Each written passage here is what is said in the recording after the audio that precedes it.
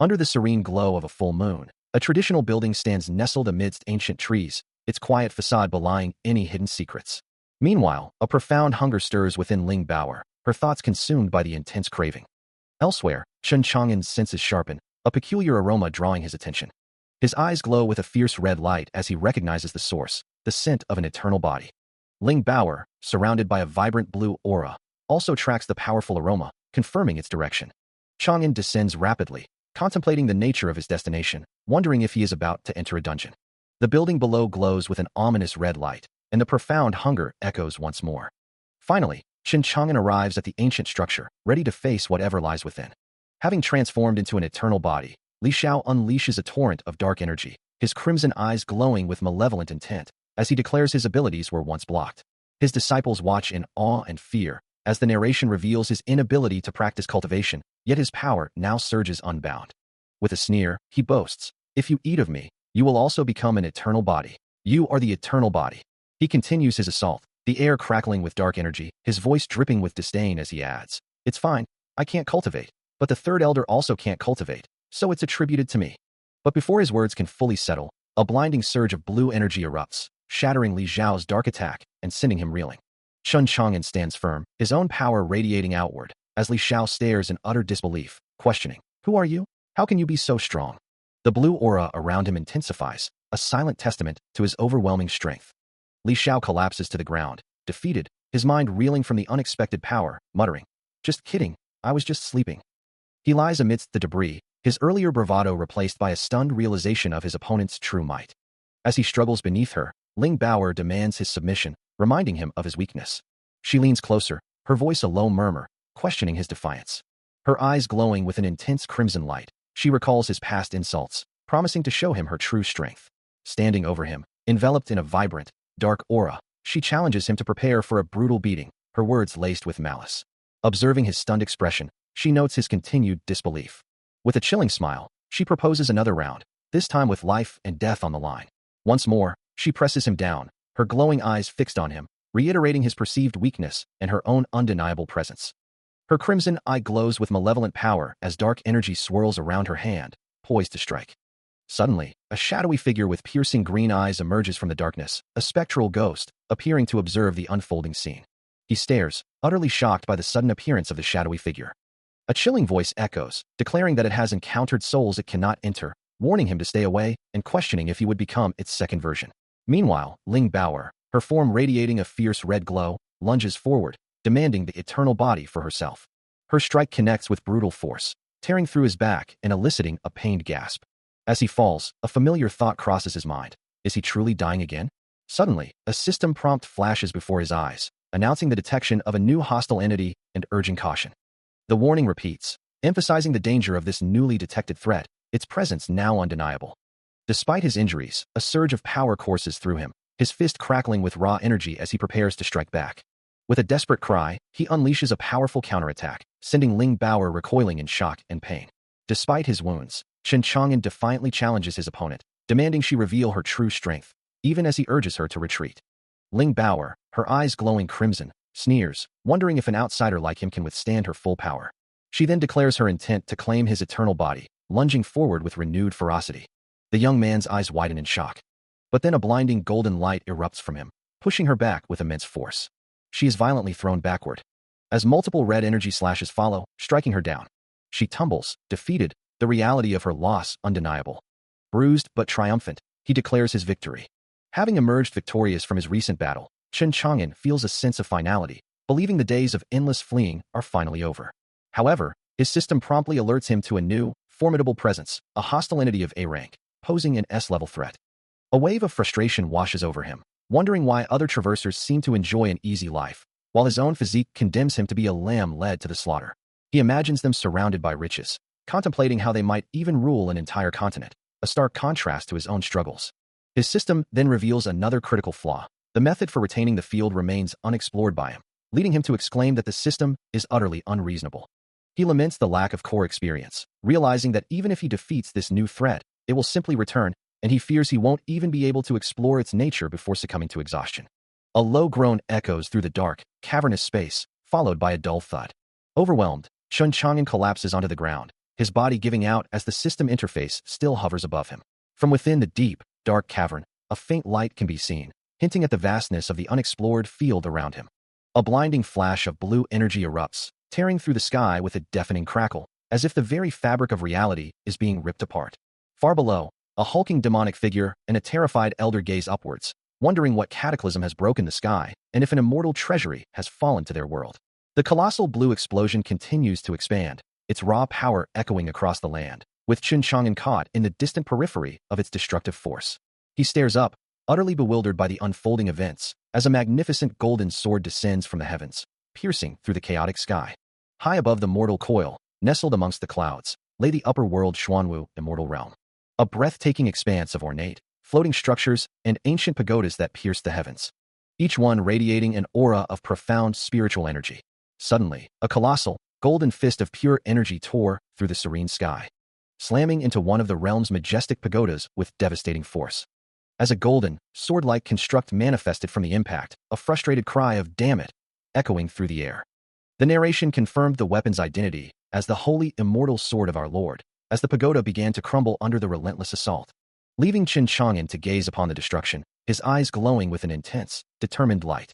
He watches the chaos unfold, a fierce determination hardening his gaze as he thinks, these immortal emperors need to get out of here.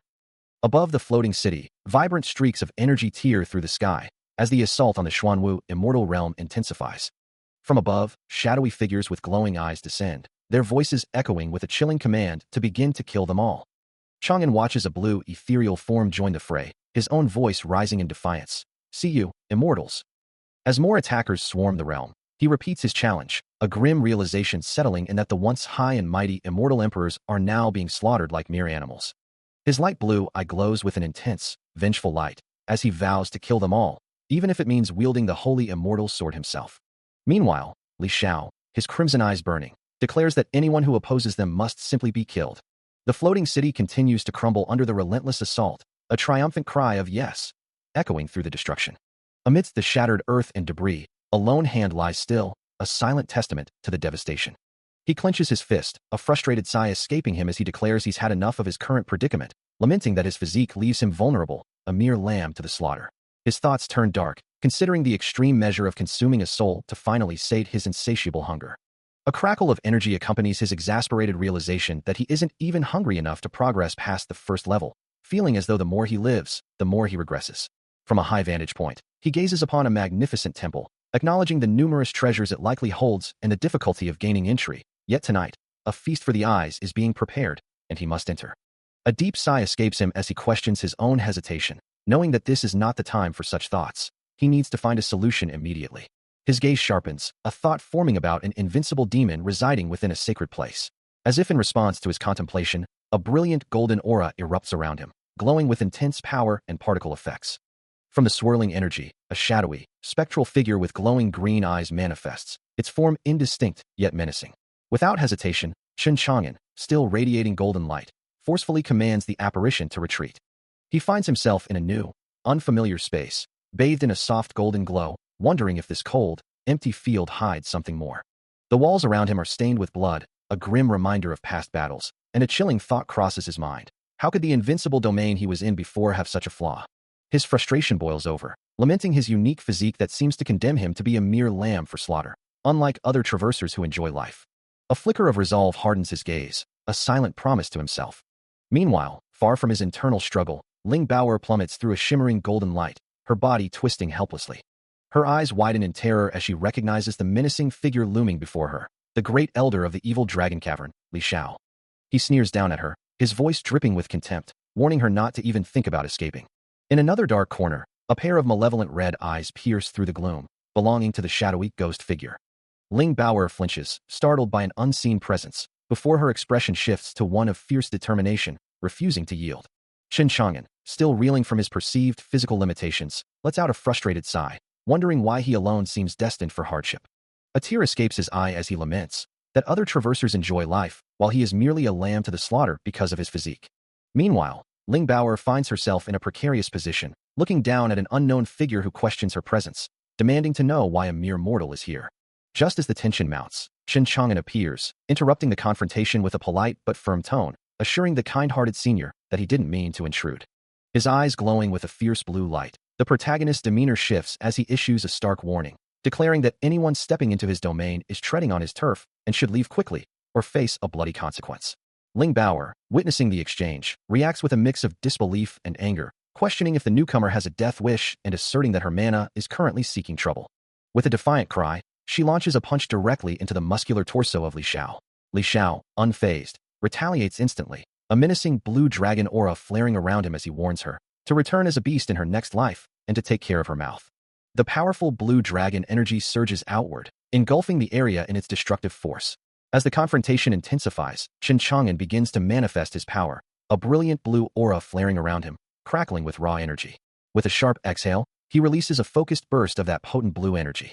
Meanwhile, Ling Bao stands her ground against Li Xiao, her voice ringing with defiance as she questions his authority, asking if he truly believes he can do as he pleases. Li Xiao's face contorts in a snarl, his patience wearing thin as he dismisses her words, wondering how a mere girl dares to speak to him in such a manner. Stepping forward, Chen Chang'an points a finger at the enraged man, his tone calm but firm as he warns Li Xiao not to mistake his identity. The warning only fuels Li Xiao's fury, his eyes glowing with malevolent red energy as a dark aura begins to erupt around him, declaring that he cares nothing for who Chen Chang'an is. The crimson energy engulfs him completely, transforming him into a monstrous figure as he vows to make them pay for their insolence. With a guttural roar, the enraged Li Xiao lunges forward, a blur of crimson power intent on destruction. As the confrontation escalates, Chen Chang'an steps forward, a serene expression on his face, as a vibrant blue energy begins to emanate from his form. With a casual flick of his wrist, a crimson aura ignites around his outstretched hand, a clear sign of immense power at his command. Nearby, Ling Bao gasps, her eyes wide with a mixture of fear and awe at the display, while another man behind her reacts with a startled cry. Unfazed by their reactions, Chen Chang'an simply raises a glowing finger, a dismissive gesture that speaks volumes of his confidence. Ling Bao's expression shifts to utter disbelief, unable to comprehend such a casual display of overwhelming force. The other man, however, lets out a furious roar, his face contorted in anger and indignation at the protagonist's audacity. A confident smirk plays on Chen Chang'an's lips, as if anticipating the man's futile outburst. Before the man can even react, Chen Chang'an moves with blinding speed, seizing him by the neck and effortlessly lifting him into the air. Holding the struggling figure aloft, a system message appears, detailing the detection of a dimensional rift in the presence of the evil dragon cavern, while Chen Chang'an simply remarks on the man's impending fate. As the system reveals the presence of a dimensional rift in the ominous evil dragon cavern, along with the ability to expand his invincible domain, he lets out a sigh of relief, finally acknowledging the new powers at his disposal. Standing over a defeated figure, his companion, Ling Bao, gazes at him with a mix of awe and confusion, wondering if this mortal truly possesses the power of a deity. Meanwhile, he focuses on a different matter, realizing he has a storage ring, but lamenting that he lacks a cultivation base to open it. He casually settles onto the unconscious figure, using him as a makeshift seat. Ling Bao, still processing the events, calls out to him, her expression a mix of surprise and relief. She expresses her heartfelt gratitude, thanking him for saving her life. Without his intervention, she explains, she would have been captured and taken to the evil dragon cavern. Ling Bao watches him, her expression earnest, as he laments his inability to open the storage ring without a cultivation base. He holds up the golden ring, a small, intricate band, explaining that it's useless to him in his current state. She offers to help him find a way to cultivate, a suggestion he considers with a thoughtful hum. Outside, the night deepens, casting a serene glow over the ancient architecture. Back inside, Ling Bao points to something on the ground, exclaiming about a lucky chicken as Chen Chang'an picks up a small, round object. He muses internally about the future, dreaming of expanding his domain and perhaps even finding a wife, or eight. Suddenly, Ling Bao drops to her knees, a determined look on her face, declaring her unwavering loyalty. She remains kneeling, her gaze fixed on him. Meanwhile, Chen Chang'an is completely absorbed, munching on the lucky chicken he found, oblivious to her solemn vow. Still flushed with emotion, Ling Bao clasps her hands, declaring that since Senior saved her life, they must share a destiny, then asks, so? She kneels before him, her gaze earnest, and formally requests, can you accept me as a disciple? His eyes widen in surprise as her voice continues, Senior, I am very capable. Chen Chang'an, his expression contorted in frustration, laments his fate, wondering why other traversers get to enjoy life while he is destined to be a lamb to the slaughter because of his physique. Ling Bao, however, gently reminds him that she just saved him, and that he should accept her as his master. Still reeling from his self-pity, Chen Chang'an questions if she's playing a joke on him.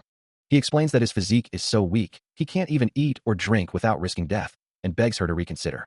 Ling Bao, however, remains unfazed, asserting that she is the great elder of the evil dragon cavern, and that she has the power to help him.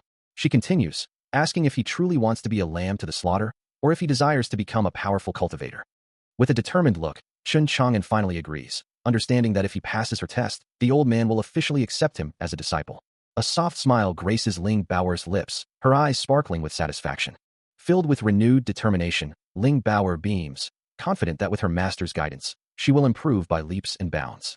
Meanwhile, Chun Chang'an observes a system notification confirming a reward of 100 field value for his new disciple-master relationship with Ling Baoer. He revels in the sensation of his mana growing, a direct result of accepting her offer, while she praises his progress, declaring him to be doing great. Playfully, he suggests she might also need some guidance from him, but she quickly reminds him of their roles, emphasizing that she is the disciple and he is the master. His expression shifts to one of mild confusion, as if momentarily forgetting the dynamic they had just established. Suddenly, Ling Baoer finds herself suspended upside down by her feet, dangling precariously over a dark, ominous pit. The rope snaps, sending her plummeting into the abyss, a faint blue symbol glowing briefly on the ground near the edge. She lands at the bottom, enveloped by swirling dark energy, her eyes glowing with an intense pink light. As the shadowy entity swirled around her, its green eyes piercing the darkness, Ling Baoer could only stare up in terror. Above, Chun Chang'an watched the scene unfold, a chilling realization dawning on him. This was not good. As the shadowy energy intensified around her, Ling Baoer's eyes began to glow with a vibrant pink hue, her voice echoing with a strange power, declaring the succubus's evil to be extraordinary, even for her master. Chun Chang'an's expression shifted from concern to a profound understanding, recognizing the manifestation of her demon golden core. He mused that the evil within this place was far from simple, deciding that this new development would be excellent for her training. He recalled a similar, powerful energy from his own past, a golden core tiger demon whose potent aura had once drawn him in. The massive tiger demon, with its fierce gaze, had lamented its own terrifying nature, uttering a plaintive meow. Observing the slumbering beast, Chun Chang'an had initially intended to leave, but the incredibly delicious scent emanating from it was too tempting to resist. He considered the golden core tiger demon before him, wondering if he could absorb its power. Meanwhile, the tiger demon stirred slightly, its thoughts consumed by the overwhelming fragrance, unable to hold back its desire. A flashback begins, showcasing the raw, untamed power of a golden core tiger demon, its massive limb glowing with a fierce blue energy. The ground beneath its powerful stance cracks and glows with the same intense azure, a testament to the immense force it wields. Towering over Chun Chang'an and a terrified Ling Baoer, the demon roars, declaring their fate sealed, while Chun Chang'an, despite the danger, feels an undeniable hunger for its power. Its eyes burning with red energy, the golden core tiger demon snarls, vowing to finish them with a single blow and expressing its primal desire to devour.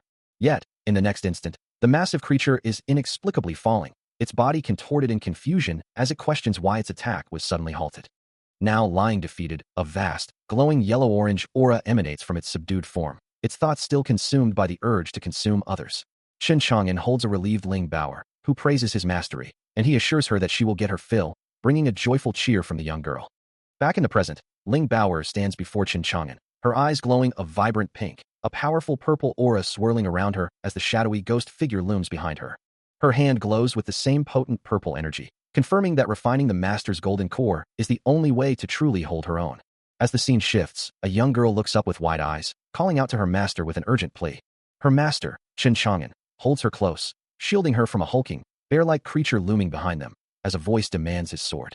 With a confident stance, Chun Chang'an faces the formidable golden core tiger demon, his expression betraying a quiet optimism for the coming battle. A brilliant blue aura erupts around him, as he launches into a swift, decisive attack. He descends from above, his blade a streak of light, aiming for the demon below. The attack is instantaneous and absolute, the golden core tiger demon falling lifeless from a single, clean slash. Ling Baoer watches, her eyes wide with disbelief, muttering how effortlessly the powerful demon was dispatched. Suddenly, a system notification flashes into existence, announcing that sufficient field values have been acquired to upgrade the Invincible human system. Ling Baoer giggles softly, her admiration for her master growing, realizing just how truly powerful he is. Contemplating the system's prompt, Chun Chang'an considers what benefits a golden core might offer him. As he ponders, Ling Baoer reminds him about the tiger whip, emphasizing its value and urging him not to lose it, to which he casually acknowledges her words. His attention returns to the system, which confirms that the host has naturally recognized its upgrade to version 2.0. Deciding to proceed, he initiates the upgrade, and the system begins its process, displaying a "please wait" message. Moments later, the upgrade is successful, filling him with an overwhelming sense of excitement and anticipation for his new capabilities. Qin Chang'an, his eyes glowing with an intense blue light, declares his desire for a powerful physique, while Ling Baoer looks on with a surprised gasp. Her small sword held ready, Ling Baoer eagerly calls out to her master, offering her assistance. As Qin Chang'an begins to channel immense power, a brilliant blue aura erupts from his hands, swirling with glowing particles, captivating the young disciple. Overwhelmed by the sheer force, Ling Baoer recoils, her eyes glowing crimson with fear as a red energy crackles around her. Seeing her distress, Qin Chang'an quickly pushes her away, urging her to retreat. With the immediate danger averted, he holds a pulsating blue orb, its light reflecting in Ling Baoer's curious gaze. Later, under the night sky, Qin Chang'an sits in quiet contemplation, the blue orb still glowing in his hands, as a shadowy ghost figure hovers nearby, silently observing him. A soft, green aura swirls around Ling Baoer, causing her to cry out in surprise. Standing beside Qin Chang'an, she exclaims, "Transform." "Master, it transformed," as he calmly holds a glowing orb. She then asks him, "Why are you always scaring me?" To which he simply offers a non-committal sound. A narration box explains that he will grant her a new physique, allowing her to cultivate the eternal body. Overjoyed, Ling Baoer beams, "Thank you, Master. I will definitely repay my debt to you," and declares her intention to call him Master from now on. A soft pink aura now surrounds her as a narration box emphasizes that her master is capable of changing her physique with a mere gesture. Floating amidst a brilliant golden glow, she proclaims, "I will become stronger," her determination radiating outward. Meanwhile, Qin Chang'an observes a system window displaying physique, eternal body, initial stage, talent, top grade, limit, prompting him to quietly ponder the limit. As Ling Baoer continues to glow with a soft pink light, he looks at her and wonders, "Is this okay?" The system confirms Ling Baoer's transformation, her new physique now recognized as the eternal body, granting her a top grade, limit, talent, a rare and powerful designation. Observing her, Qin Chang'an muses on the implications of such a talent, while the surrounding cultivators whisper in awe, recognizing the immense potential she now holds. His gaze sharpens, a flicker of deep thought crossing his features, as he considers the path ahead for the young cultivator. Ling Baoer, now radiating a vibrant purple aura, feels the surge of power within her, her expression one of newfound strength and determination. She turns to Qin Chang'an, her voice filled with profound gratitude, promising to cultivate diligently and never disappoint him. As they stand together under the moonlit sky, she declares her ambition to become stronger, and he simply encourages her to continue her efforts. Suddenly, a gleaming sword materializes in his hand, its ancient design hinting at immense power. Ling Baoer gasps in surprise at the sight of the weapon, as Qin Chang'an casually presents it to her. He asks if she likes it, then simply states that it is a gift for her. Overwhelmed by the ancient sword now in her possession, Ling Baoer's voice trembles with profound gratitude for her master, while Qin Chang'an simply lets out a dismissive tch. As a powerful aura erupts around her, lifting her from the ground, she cries out, finding the sheer force emanating from the weapon almost too much to bear. Still reeling from the sword's overwhelming presence, she marvels at the surprising strength it holds, wondering aloud about the name of the refined blade, all while acknowledging her master's immense kindness. Clutching the ancient weapon, Ling Baoer is deeply moved by the power it represents, feeling profoundly touched by the gift. As he turns to leave, Qin Chang'an assures her that he will provide her with an excellent teacher. A grand, traditional building stands majestically amidst a serene landscape, its ornate architecture hinting at ancient power and wisdom. Later, in a more relaxed setting, Ling Baoer compliments her master, noting his natural talent for discerning people, to which he simply responds with a casual "Ah, okay." He then reveals the true nature of the glowing object he holds, explaining that the little thing was, in fact, a sword spirit that he had personally transformed into a physical blade. Within the Golden Core realm, a powerful, muscular figure descends upon a group of cultivators, his single yellow boot striking the ground with immense force. Standing tall and imposing, Immortal Emperor Ba Su declares his presence, demanding that someone come out to face him. Meanwhile, Qin Chang'an holds Ling Baoer close, both observing the unfolding chaos as a voice expresses shock, realizing that Li Xiao must have slaughtered the people of the evil dragon cavern and herded them here, questioning how someone so regal could have been captured by Elder Set. Back in the Golden Core realm, Immortal Emperor Ba Su surveys his surroundings, noting the realm's small size, yet its possession of a golden core, inferring the presence of a great treasure. From a different vantage point, Elder Set observes, a sly smile spreading across his face as he realizes the golden core treasure is none other than the legendary golden core of Immortal Emperor Ba Su himself. In a shadowy, ethereal realm, Xiao Guanyu of the Ghostbone realm also watches, his green eyes glowing with an eerie light amidst a host of spectral figures. Back in the Golden Core realm, Immortal Emperor Ba Su, his gaze fixed upwards, declares his intent to claim the treasure, but first, he must deal with the person currently occupying the space. High above, on a distant rooftop, Qin Chang'an stands alone, a silent observer of the unfolding events. Elder Set, his eyes wide with astonishment, gasps at the sight of spirit weapons transforming into spirit beasts, recognizing it as the true transformation technique and vowing to claim it for himself. As a fierce, bird-like spirit beast lunges with glowing eyes and sharp talons, Li Xiao curses the evil Ghostbone sect, his voice laced with a mix of defiance and sarcasm. He clenches a fist, raw power crackling around him, remembering how he, once merely first-ranked, overcame far stronger foes, and declares with conviction that he is no longer the same man he once was, but a demon reborn. Meanwhile, in a shadowy, ethereal realm, the ghost figure, Xiao Guanyu, stands cloaked and mysterious, his eyes glowing red as he issues a chilling challenge. If one refuses to fight, then they simply shouldn't. Back under a vast blue sky, Li Xiao, his face contorted in fierce determination, throws his own challenge into the heavens, daring anyone to believe he could ever be afraid. From above, observing the unfolding drama, Qin Chang'an begins to speak, his voice calm and measured.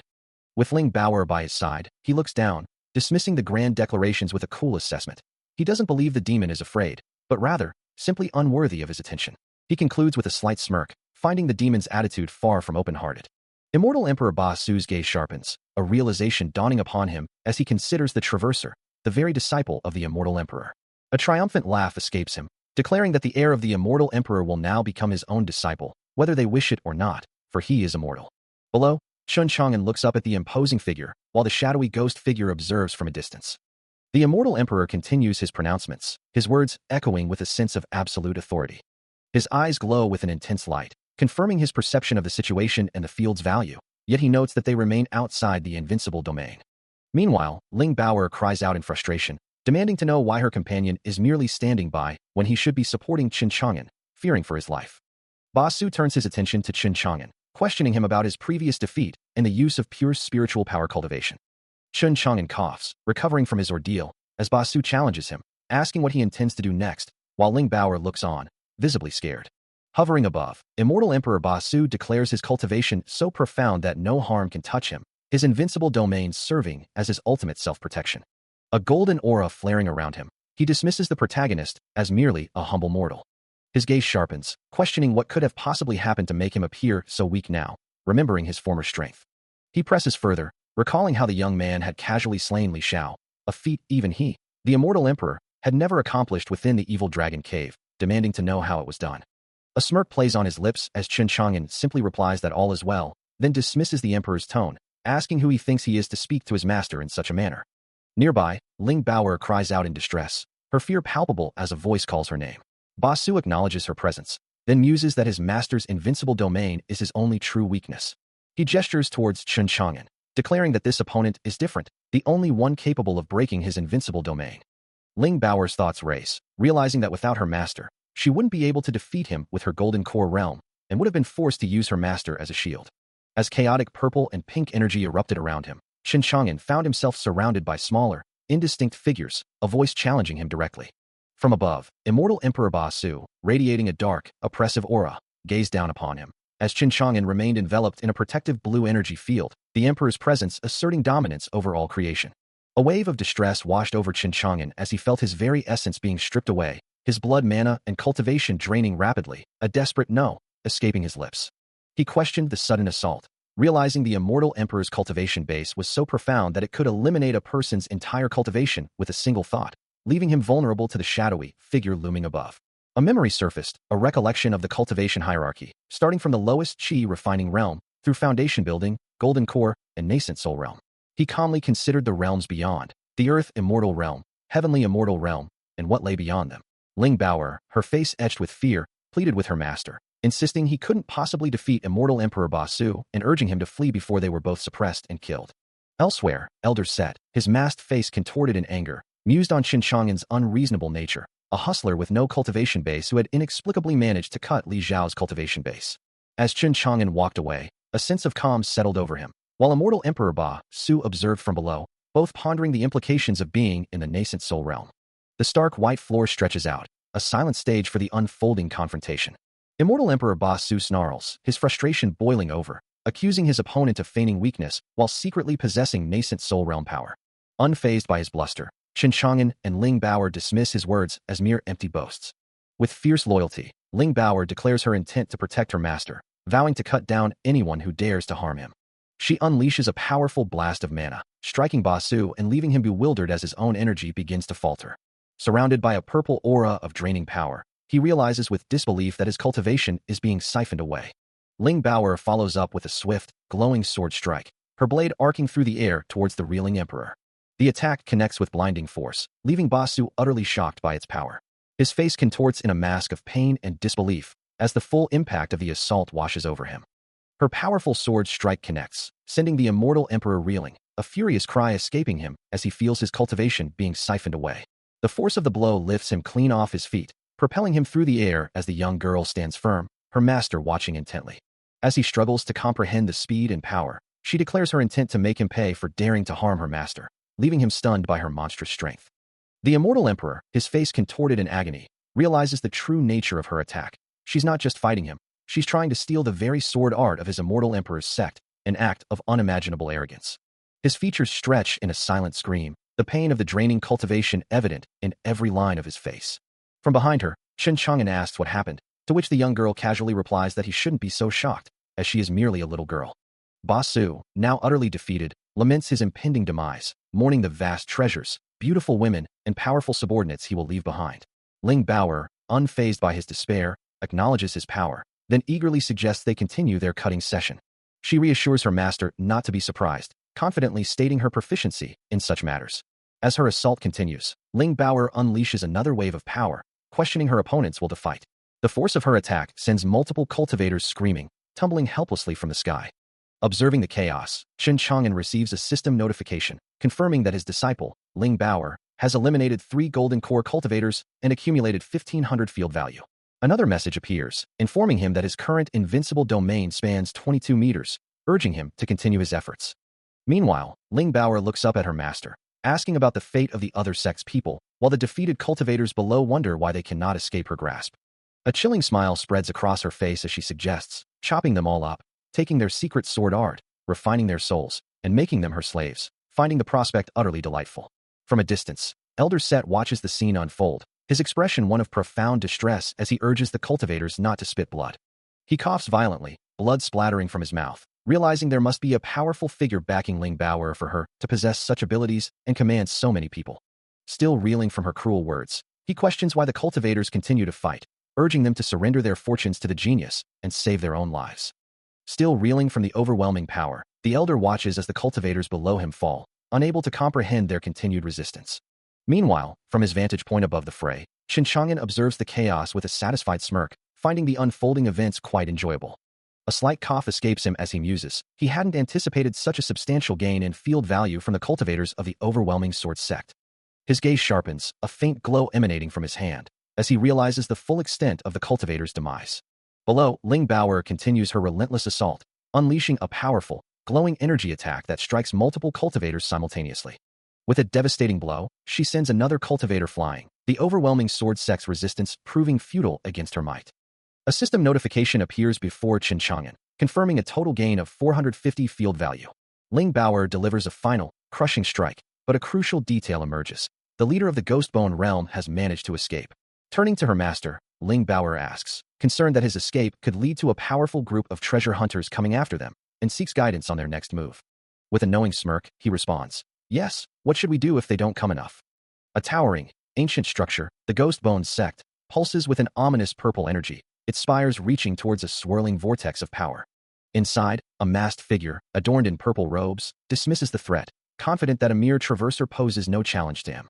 Meanwhile, the traverser, cloaked and visibly shaken, questions his presence, realizing the ancient emperor's deception about his mana being weak, and that he is now the last of his kind. The masked figure, now identified as an ancestor, senses a profound shift, a powerful presence beginning to manifest. The Ghostbone sect continues to glow with intensifying purple energy, signaling the arrival of this formidable force. The ancestor looks down at a glowing purple orb, confirming the presence of the entity. Overwhelmed, the traverser recoils, terrified by the sheer, terrible aura emanating from the unfolding event. The ancestor observes, noting that the protagonist persona, the traverser, is only minutes away from reaching the next realm, destined to become the ancient emperor and traverse the world. As the Ghostbone sect pulsed with ominous energy, the ancestor, shrouded in dark robes and surrounded by a vibrant purple aura, declared his absolute dominance, warning that his power would otherwise destroy the world. Yet, even as his power surged, a flicker of surprise crossed his masked face, a faint, questioning sound escaping him, as if sensing an unexpected presence or shift in the overwhelming energy. Behind him, four shadowy figures materialized, their forms indistinct, as the ancestor affirmed his allegiance, declaring himself to be at the command of his emperor. Meanwhile, in a different, opulent chamber, the immortal Emperor Basu, his face etched with a stern resolve, spoke of his confinement and the crucial task of ensuring the Traverser, the one he had long sought, would not escape, destined to be his sacrifice. A powerful aura flared around him, his expression hardening, as he demanded to know who dared to interfere with his plans. His thoughts drifted, a single, significant name echoing in his mind, the Immortal Temple. Far above the clouds, bathed in celestial light, stood the majestic Immortal Temple, a place of ancient power and mystery. Back with the Traverser, Chen Chang'an, his silver hair disheveled and his face etched with weariness, slumped against the surface, Ling Baoer watching him with concern, as he confessed his profound exhaustion, unable to bear the suffering of being a Traverser any longer. He recalled a time when his abilities had first manifested, granting him the power to fight invincibly, to control the world and its domains, and even to perceive beyond the ordinary, a stark contrast to his current state of despair. He laments his fate, wondering why other Traversers enjoy life, while he is merely a lamb to the slaughter due to his physique. Meanwhile, Ling Baoer gently cradles a small, fluffy blue creature, her thoughts drifting to the disparity between her master's complaints and her own desire to improve her clothes. He continues to stew in frustration, his mind fixated on the idea that his current form is simply too weak to reach the next level. Turning to him, Ling Baoer addresses him with reverence, declaring her unwavering loyalty and desire to follow him. Taking her hand, he gazes at her with a newfound determination, acknowledging her small stature but recognizing her potential.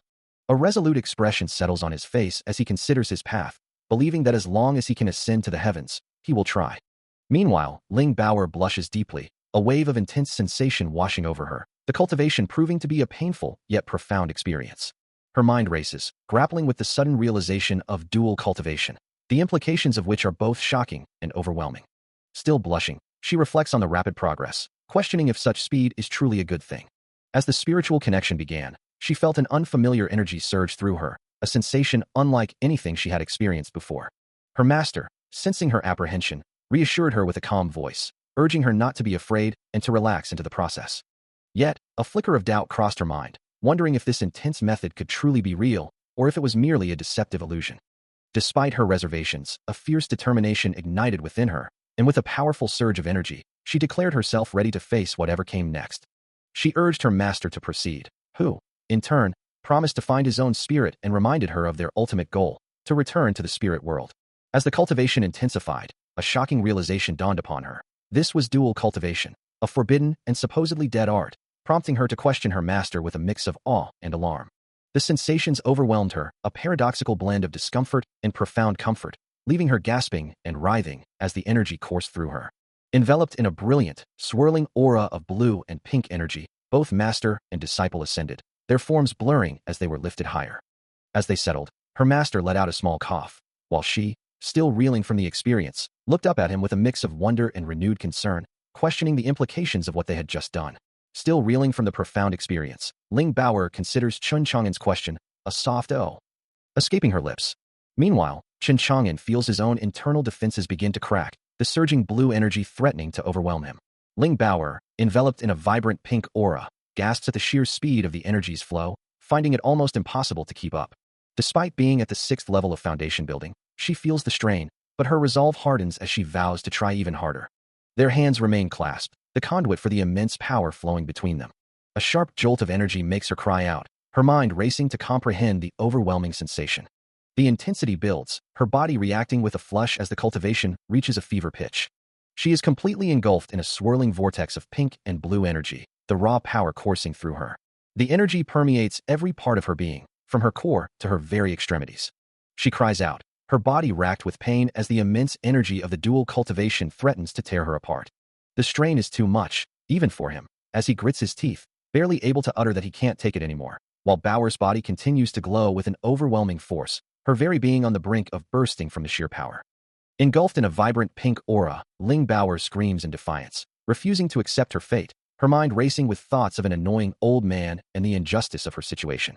A chilling realization washes over her, a stark declaration in her mind. She will die, but a sudden, sharp question pierces through the despair.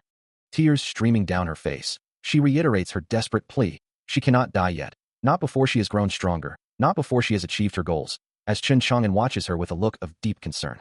Her resolve hardens, and the pink energy around her intensifies, swirling into a furious crimson vortex as she lets out another guttural cry, a fierce refusal to succumb. Falling through the air, her eyes burn with an unyielding fire. She cannot die, not when her revenge remains unfulfilled. The pink aura around her shifts, transforming into a swirling black vortex, crackling with raw lightning as she roars, demanding how she could possibly perish here. Still falling, the young woman is now enveloped in a powerful, unstable pink and red aura, with bolts of lightning striking around her as she descends towards the distant buildings. The air itself crackles with the immense, uncontrolled power, the sound of surging electricity filling the space. As Ling Bao's uncontrolled power surged, a voice echoed, demanding to know if they were blind to such a spectacle. Meanwhile, Chen Chang'an stood in a serene landscape, his thoughts consumed by the unfolding chaos. He now held the unconscious Ling Bao, her body radiating an alarming heat, like she was burning from within, prompting him to consider his next move. A fierce resolve hardened his expression, vowing to overcome any obstacles, even if it meant confronting those who dared to interfere. Suddenly, a colossal pillar of crackling red and yellow energy erupted from the ground, tearing through the very fabric of the world. In a dark cavern, a red-haired woman and immortal Emperor Ba Su observed a horde of agitated demon beasts, the woman declaring her intent to punish whoever dared trespass on her territory. She expressed concern over the terrifying purple lightning, fearing it would annihilate all the demon kings, a phenomenon linked to the demon king snake inverse nascent soul. Elsewhere, Elder Set also observed the escalating power, noting that the entire mountain would be reduced to ashes if it continued. As intense blue lightning crackled across the sky, a decision was made to observe the situation first before acting. As Ling Bao's body burns with uncontrolled power, Chen Chang'an holds her close, the air around them crackling with intense blue lightning. He acknowledges the overwhelming force of the thunder tribulation, knowing that without his intervention, she would surely perish. With a determined expression, he resolves to face the challenge, affirming his commitment to protect her. Meanwhile, from a distant, ancient structure, a muscular man with green hair and horns watches the spectacle alongside a red-haired woman with fox-like ears, wondering aloud if the King of Thunder has truly made a move, finding it impossible to believe. Back at the tribulation's core, Ling Bao herself cries out, sensing a profound deception within the overwhelming power, realizing it's a trap. The red-haired woman, observing the unfolding events, curses the situation. Her anger flares, accusing someone of cheating and vowing revenge for the next encounter. Chen Chang'an, still holding Ling Bao amidst the fading blue lightning, ponders if a hidden treasure might be the true cause of this intense phenomenon. Suddenly, the chaotic blue lightning around Ling Bao transforms into a serene, golden aura. As she enters a meditative state, her power now seemingly under control. The red-haired woman, still watching, declares her disinterest in heroic deeds, implying a more pragmatic or self-serving motivation.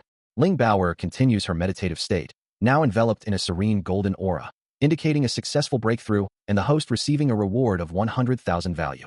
From a distance, a small, mouse-like spirit observes the radiant energy, exclaiming that the K is definitely a cockpit. Elsewhere, immortal Emperor Ba Su, Elder Set, the ancestor spirit, and the red-haired woman watch the phenomenon unfold, the woman declaring that once cultivated, Ling Bao will become a treasure she intends to claim for herself. With a burst of speed, the red-haired woman launches herself forward, a determined expression on her face. She closes the distance instantly, striking out at a green-clad figure who stands guard, accusing him of daring to touch her apprentice, while the green-clad protector retorts, questioning her audacity to touch his treasure. The green-clad figure braces for impact, a verdant aura flaring around him. He looks back at his attacker, incredulous, asking if she is serious before challenging her to a fight. Ignoring his words, the red-haired woman unleashes a ferocious, fiery beast-like attack, vowing to grab the apprentice and shed his skin. A guttural roar echoes, a beastly presence asserting itself. Meanwhile, Chen Chang'an laments his fate, wondering why other traversers enjoy life, while he is merely a lamb to the slaughter due to his weak physique. Turning his attention to Ling Bao, he asks if she is feeling better after her tribulation. She reassures him that everything is fine, though she admits to being a little tired, expressing gratitude for his concern. Ling Bao continues, praising the conscientiousness of those who helped her, and expressing her happiness to have him by her side. He responds with a gentle smile, affirming that her happiness is what truly matters. Later, Chen Chang'an finds himself once more reflecting on his perceived weakness, his small body seemingly useless for the arduous journey ahead. His thoughts are interrupted by the arrival of a new figure, who greets him by name, Chunshi. From a distant, ethereal realm, the ancestor spirit observes, acknowledging the inherent goodness within the young man. From the depths, Tuoba He, an immortal emperor of the demon kind, declares his presence, his power resonating through the realm. These three golden crow spiritual fruits, containing the essence of the great sun, offer a chance to break through to the immortal king realm, but one must resist the temptation of their immense power. Meanwhile, a small dog spirit barks playfully at Snake Inverse, who dismisses the value of 3 golden crow spiritual fruits, comparing them to her own spiritual fruit from the immortal soul realm. She considers the painful failure of the 3 golden crow spiritual fruits, which were unable to break through to the immortal king realm, and decides that it is not yet time to consume them. Back with his apprentice, Qin Chang'an reflects on his master's kindness and handsome appearance, while Ling Baoer expresses her overwhelming happiness. Snake Inverse, observing the scene, chuckles to herself, thinking of giving her spiritual fruit to her apprentice to aid their growth. She acknowledges the dog spirit's observation that her master is human, but asserts that his identity is irrelevant. Only his role as her teacher matters, before accepting the dog spirit as her junior sister on behalf of their master. The dog spirit, however, presents a different offer, urging the little puppy to follow him, promising a chance to become an immortal by his side. Snake Inverse simply responds with a firm rejection, her expression unwavering. Qin Chang'an stands before a gathering of cultivators, his gaze fixed on the path ahead, declaring his ambition to become a god-level master. Later, as he stands with Ling Baoer, a red-haired woman approaches, her presence commanding attention. She fixes her intense stare upon him, her question cutting directly to the core of his identity. Who is your master? Qin Chang'an, unfazed, confidently asserts his own authority, while the woman, still skeptical, presses him further, questioning his lineage and the strength of his backing. He dismisses her concerns, suggesting that if she truly seeks a master, she should consider him, a proposal she finds utterly preposterous. Suddenly, a surge of immense, demonic energy erupts, manifesting as a swirling vortex of red lightning and glowing eyes. Ling Baoer and Qin Chang'an turn their attention to Snake Inverse, who stands calmly, observing the terrifying display of power. The demonic aura intensifies, revealing itself as the power of Tuoba He, a force capable of shaking the very heavens. Snake Inverse, unfazed by the display, remarks on the nature of Tuoba He's power, noting its origin from the immortal soul realm and its potential to corrupt. As the corrupting energy of immortal Emperor Tuoba He surged, a chibi representation of the red-haired woman appeared, demanding, "Show me how a true disciple trains." The demonic power coalesced into a monstrous, red-eyed visage, its presence overwhelming, while Qin Chang'an's own eyes flared with a brilliant yellow light, and both the red-haired woman and Snake Inverse recoiled in shock at the sheer force emanating from the manifestation. Elsewhere, Li Xiao, sword in hand, stared down at a tiny chicken, his frustration evident as he muttered, "My God, haven't you seen enough? So small. I've been driven from my place. Worry has the chicken." His hand began to glow with a sinister energy as he pondered his next move. "How about I try the other 2 demon kings?" Qin Chang'an stands, his expression thoughtful as he questions, "I'm not qualified to be your master?" A dismissive gesture from Snake Inverse accompanies her soft, mocking chuckle, a sound that carries a hint of disdain. He turns to face her, as her thoughts echo, that though he claims no master, the one who taught him his cultivation method is indeed his true teacher. With a pointed finger, Qin Chang'an challenges them, asking if they too lack masters by that definition, prompting the red-haired woman to affirm, "The one who taught me the cultivation method is my master." Standing over the fallen ancestor spirit, Snake Inverse then poses the question to the others, "What do you 2 think?" Meanwhile, Ling Baoer stands beside Qin Chang'an, her gaze earnest as she asks him, "Am I qualified to be your master?" Back with the others, Immortal Emperor Ba Su, the red-haired woman, and Snake Inverse all agree in unison, "Yes, you are." A slight smile plays on Snake Inverse's lips as she observes the silence, wondering aloud, no response, is he going to kill us? Qin Chang'an holds up a golden, glowing fruit, a satisfied expression on his face, while Snake Inverse, her eyes fixed on the radiant object, wonders if this immortal fruit is meant for her. This fruit, plucked from the immortal tree, is the very core of this world, its growth paramount. Considering its significance, Snake Inverse muses that whoever receives such a treasure will surely have their name etched into the annals of the lower world. She then suggests the fruit should go to the one with the most merit, as Ling Baoer, her gaze also on the fruit, quietly asks her master about it, but Qin Chang'an simply declares the fruit is for her. Overjoyed, Ling Baoer beams, her hands clasped in gratitude. Suddenly, the ethereal form of immortal Emperor Ba Su appears, his voice echoing with a warning that the fruit is not for him. Qin Chang'an, still holding the fruit, calmly considers the spirit's words, deciding it should be fine to proceed. He and Ling Baoer stand together, the young girl now holding the precious fruit. Snake Inverse watches them, a knowing, mischievous smile playing on her lips, as the narration reiterates the immense importance of the immortal tree's fruit. The red-haired woman, her expression serious, warns the dog spirit that the immortal tree is about to bear fruit, a rare event that only happens once every 10,000 years. The dog spirit, in turn, expresses concern, noting that the tree's spirit is still dormant, when suddenly, a blinding light erupts from the tree, drawing the attention of Qin Chang'an, the red-haired woman, and the dog spirit. The immortal tree, now vibrant with energy, begins to sprout new leaves and branches, its fruits glowing with an ethereal light, as Qin Chang'an observes, realizing the tree is indeed bearing fruit. The red-haired woman watches intently as he considers the implications, wondering if the tree's spirit will awaken. Both the red-haired woman and the dog spirit look on, their concern evident, as Chen Chang'an muses that if the spirit awakens, it might be a good opportunity to ask it for a favor. He continues to ponder, deciding that if the spirit refuses, he will simply force it to submit. As he makes this declaration, a massive, armored turtle-like spirit emerges from the tree, its voice booming, identifying itself as the spirit of the immortal tree and demanding to know who dares to speak of forcing it. The red-haired woman and the dog spirit recoil in shock at the spirit's sudden appearance, while Chen Chang'an, unfazed, prepares to respond. With a surge of golden energy, Chen Chang'an confidently declares that he is the one who will make the spirit submit, his power flaring around him. Two figures recoil from an unseen force, one lamenting the constant injuries he sustains, while the other echoes his frustration.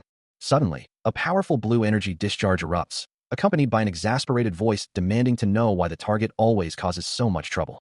A dark-robed figure, wreathed in crackling purple energy, vows to kill this son of a bitch, while another voice admits they are powerless to stop the enraged attacker. Unfazed, Chen Chang'an raises a glowing yellow umbrella-like shield, deflecting the terrifying blue tribulation energy that threatens to tear his body apart. As the blue energy continues to rage, a golden aura flares around him, and he feels his injuries rapidly restoring, a development that utterly baffles his attacker. The blue energy pulses with renewed intensity, a testament to the spirit's continued fury. But before the spirit can press its advantage, a golden energy wave erupts from Chang'an, sending one of the brown-robed figures from earlier hurtling backward through the air. Standing calmly amidst the aftermath, Chen Chang'an receives thanks for upgrading his cultivation qualifications, while Ling Baoer eagerly asks how many more upgrades he has achieved. His cultivation qualifications surged, a vibrant green energy swirling around him as a dark, crystalline orb materialized before his outstretched hand. Meanwhile, the great elder and immortal Emperor Ba Su watched on, their expressions a mix of shock and disbelief, as a system notification confirmed that Chen Chang'an had gained the immortal tree spirit's cultivation qualification, now able to upgrade his abilities further.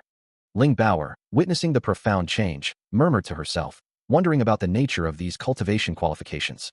Nearby, the red-haired woman offered Ling Baoer a small, intricately carved talent stone, suggesting she use it to test her own potential. Holding the now glowing orb, Ling Baoer looked towards Chen Chang'an, who seemed to be internally reiterating the system's message, reminding himself that even with a little cultivation, he could still upgrade in the future if he remained calm. The red-haired woman reacted with surprise as the orb in Ling Baoer's hand pulsed with light, revealing another system notification that confirmed the acquisition of the immortal tree spirit's cultivation qualification, promising future upgrades. Turning to Ling Baoer, the red-haired woman questioned how cultivation qualifications could be upgraded if they were already at their peak, unaware that the master cultivation qualification of the immortal tree spirit was exceptionally high, allowing cultivation to the peak of the immortal emperor realm. Ling Baoer, now looking at Chen Chang'an, simply replied, acknowledging the profound implications of their recent gains. A green-haired woman, her expression one of disbelief, questions if Miss Baoer has truly become an immortal. Ling Baoer gazes at Chen Chang'an, marveling at his immense power, finding it almost unbelievable, while he calmly dismisses her awe, stating he is merely an immortal. Indeed, the ancient book of qualification categorizes individuals into upper, middle, and lower grades, and he possesses the highest grade of qualifications. As a fox-eared beastfolk addresses him, promising to help him ascend to an immortal body if he follows her, Ling Baoer reacts with concern, knowing that without such guidance, future ascension to immortality would be impossible. The fox-eared beastfolk continues, explaining that his understanding of the immortal realm comes from the upper echelons, a unique insight. Meanwhile, a bullhorned beastfolk enthusiastically declares that if they stay with the master, they too will ascend, proclaiming his godlike status and their unwavering commitment. Lost in thought, Chen Chang'an muses to himself that he is getting really good at drawing the pie and will not change the manga plot. A green-haired woman, with a thoughtful expression, questions aloud, Dragon Turtle King? She then repeats her query to the fox-eared beastfolk, this time asking, Turkey King? As Chen Chang'an stands beside her, Ling Baoer suddenly finds herself plummeting through a dark, unknown space. The air around her crackles with an unfamiliar energy, a strange mana humming in the oppressive darkness. Earlier, she had been thinking of her master, muttering about his hunger and her need to return home quickly, clutching two small, feathered creatures. Now, as she tumbles through the void, surrounded by floating debris, she calls out her own name, realizing the irony of her situation. Her name echoes in the emptiness, a stark reminder of her sudden predicament. Her eyes widen in surprise and confusion, the fall seemingly endless. She questions her bizarre descent, wondering what kind of dark place she has stumbled into. But then, a fierce determination hardens her expression, as she grips her sword and declares her resolve to find her own way out. Meanwhile, in a different, ominous realm, a cloaked figure surrounded by purple energy speaks of a sinister plan, intending to kill someone and claim their sacred immortal bones. In a dark, opulent chamber, immortal Emperor Ba Su's eyes glow with malevolent intent, his voice echoing with a chilling promise. He will make someone his ghost slave. Meanwhile, in an ethereal, open space, Ling Baoer prepares for battle, her body radiating a soft blue aura as she grips her sword, ready to face any threat. With a surge of power, she unleashes a potent magical attack, a glowing orb of energy forming in her hands and streaking forward. Back in his dark chamber, Elder Set reacts with a mix of surprise and fury, his own eyes glowing with purple energy as he acknowledges the sheer power of her foundation-building realm. Meanwhile, the cloaked figure observes Ling Baoer's display of strength, a chilling thought forming in their mind about the potential of such a powerful target. Then, with a sudden, dark flourish, the antagonist unleashes a torrent of shadowy magic, a swirling vortex of glowing skulls erupting from their form. The impact sends Ling Baoer reeling, a cry of pain escaping her lips as the dark energy slams into her. The force of the blow shatters around her, sending fragments of pink and yellow energies scattering through the air.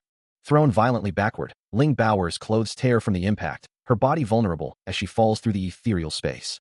In a dimly lit chamber, Li Xiao observes, noting that even with the full moon golden elixir, Tuoba Yi still moves with surprising speed.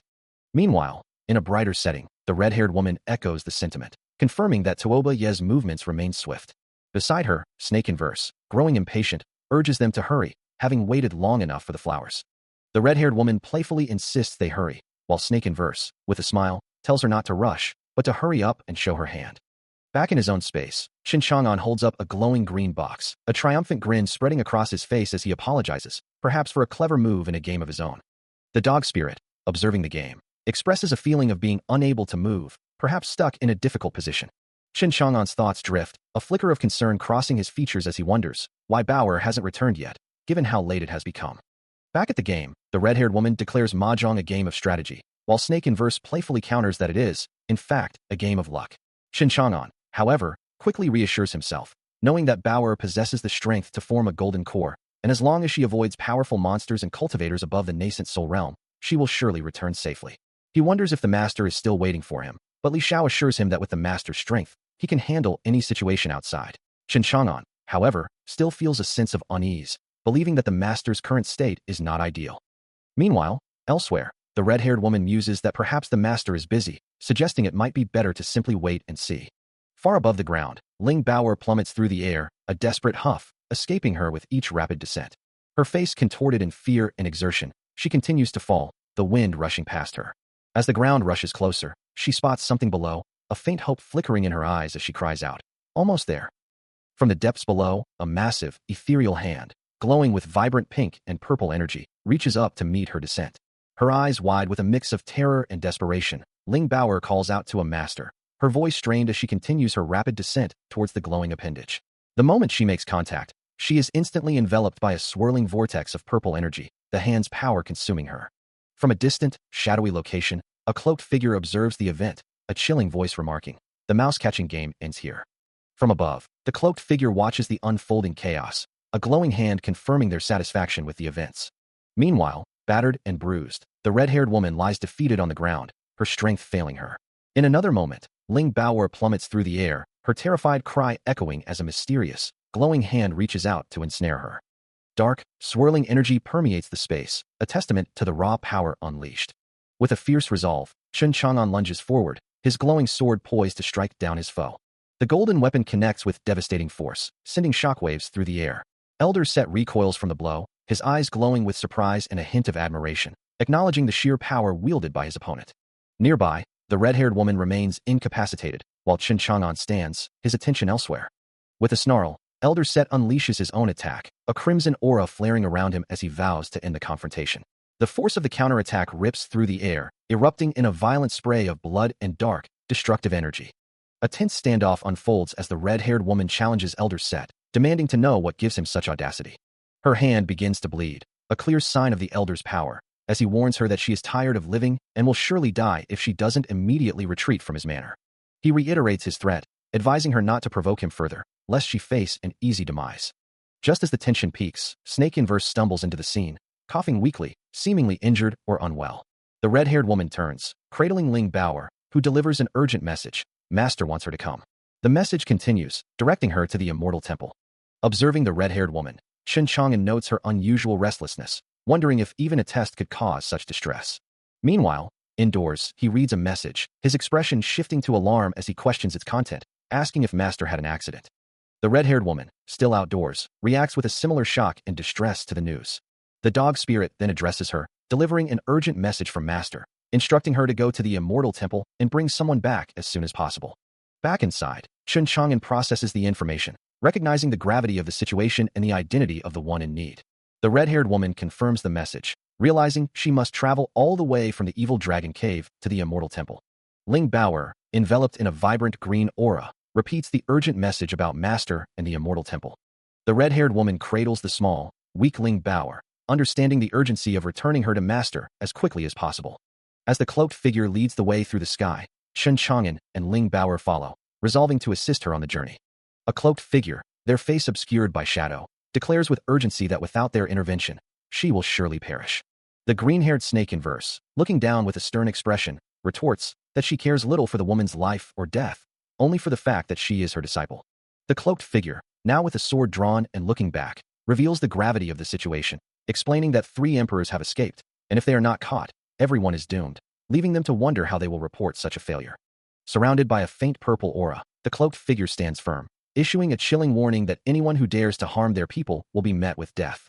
Snake in verse, looking up with a defiant expression, dismisses the cloaked figure's words, questioning the nonsense the old man is spouting. Meanwhile, Chun Chang'an, in a martial arts uniform and holding a golden arm guard, stands ready, his resolve mirroring the cloaked figures as he vows to kill anyone who dares to touch his people. In a sudden burst of demonic power, Li Xiao transforms, his body engulfed in a fierce red aura and his eyes glowing crimson, as he unleashes a devastating attack with a guttural roar.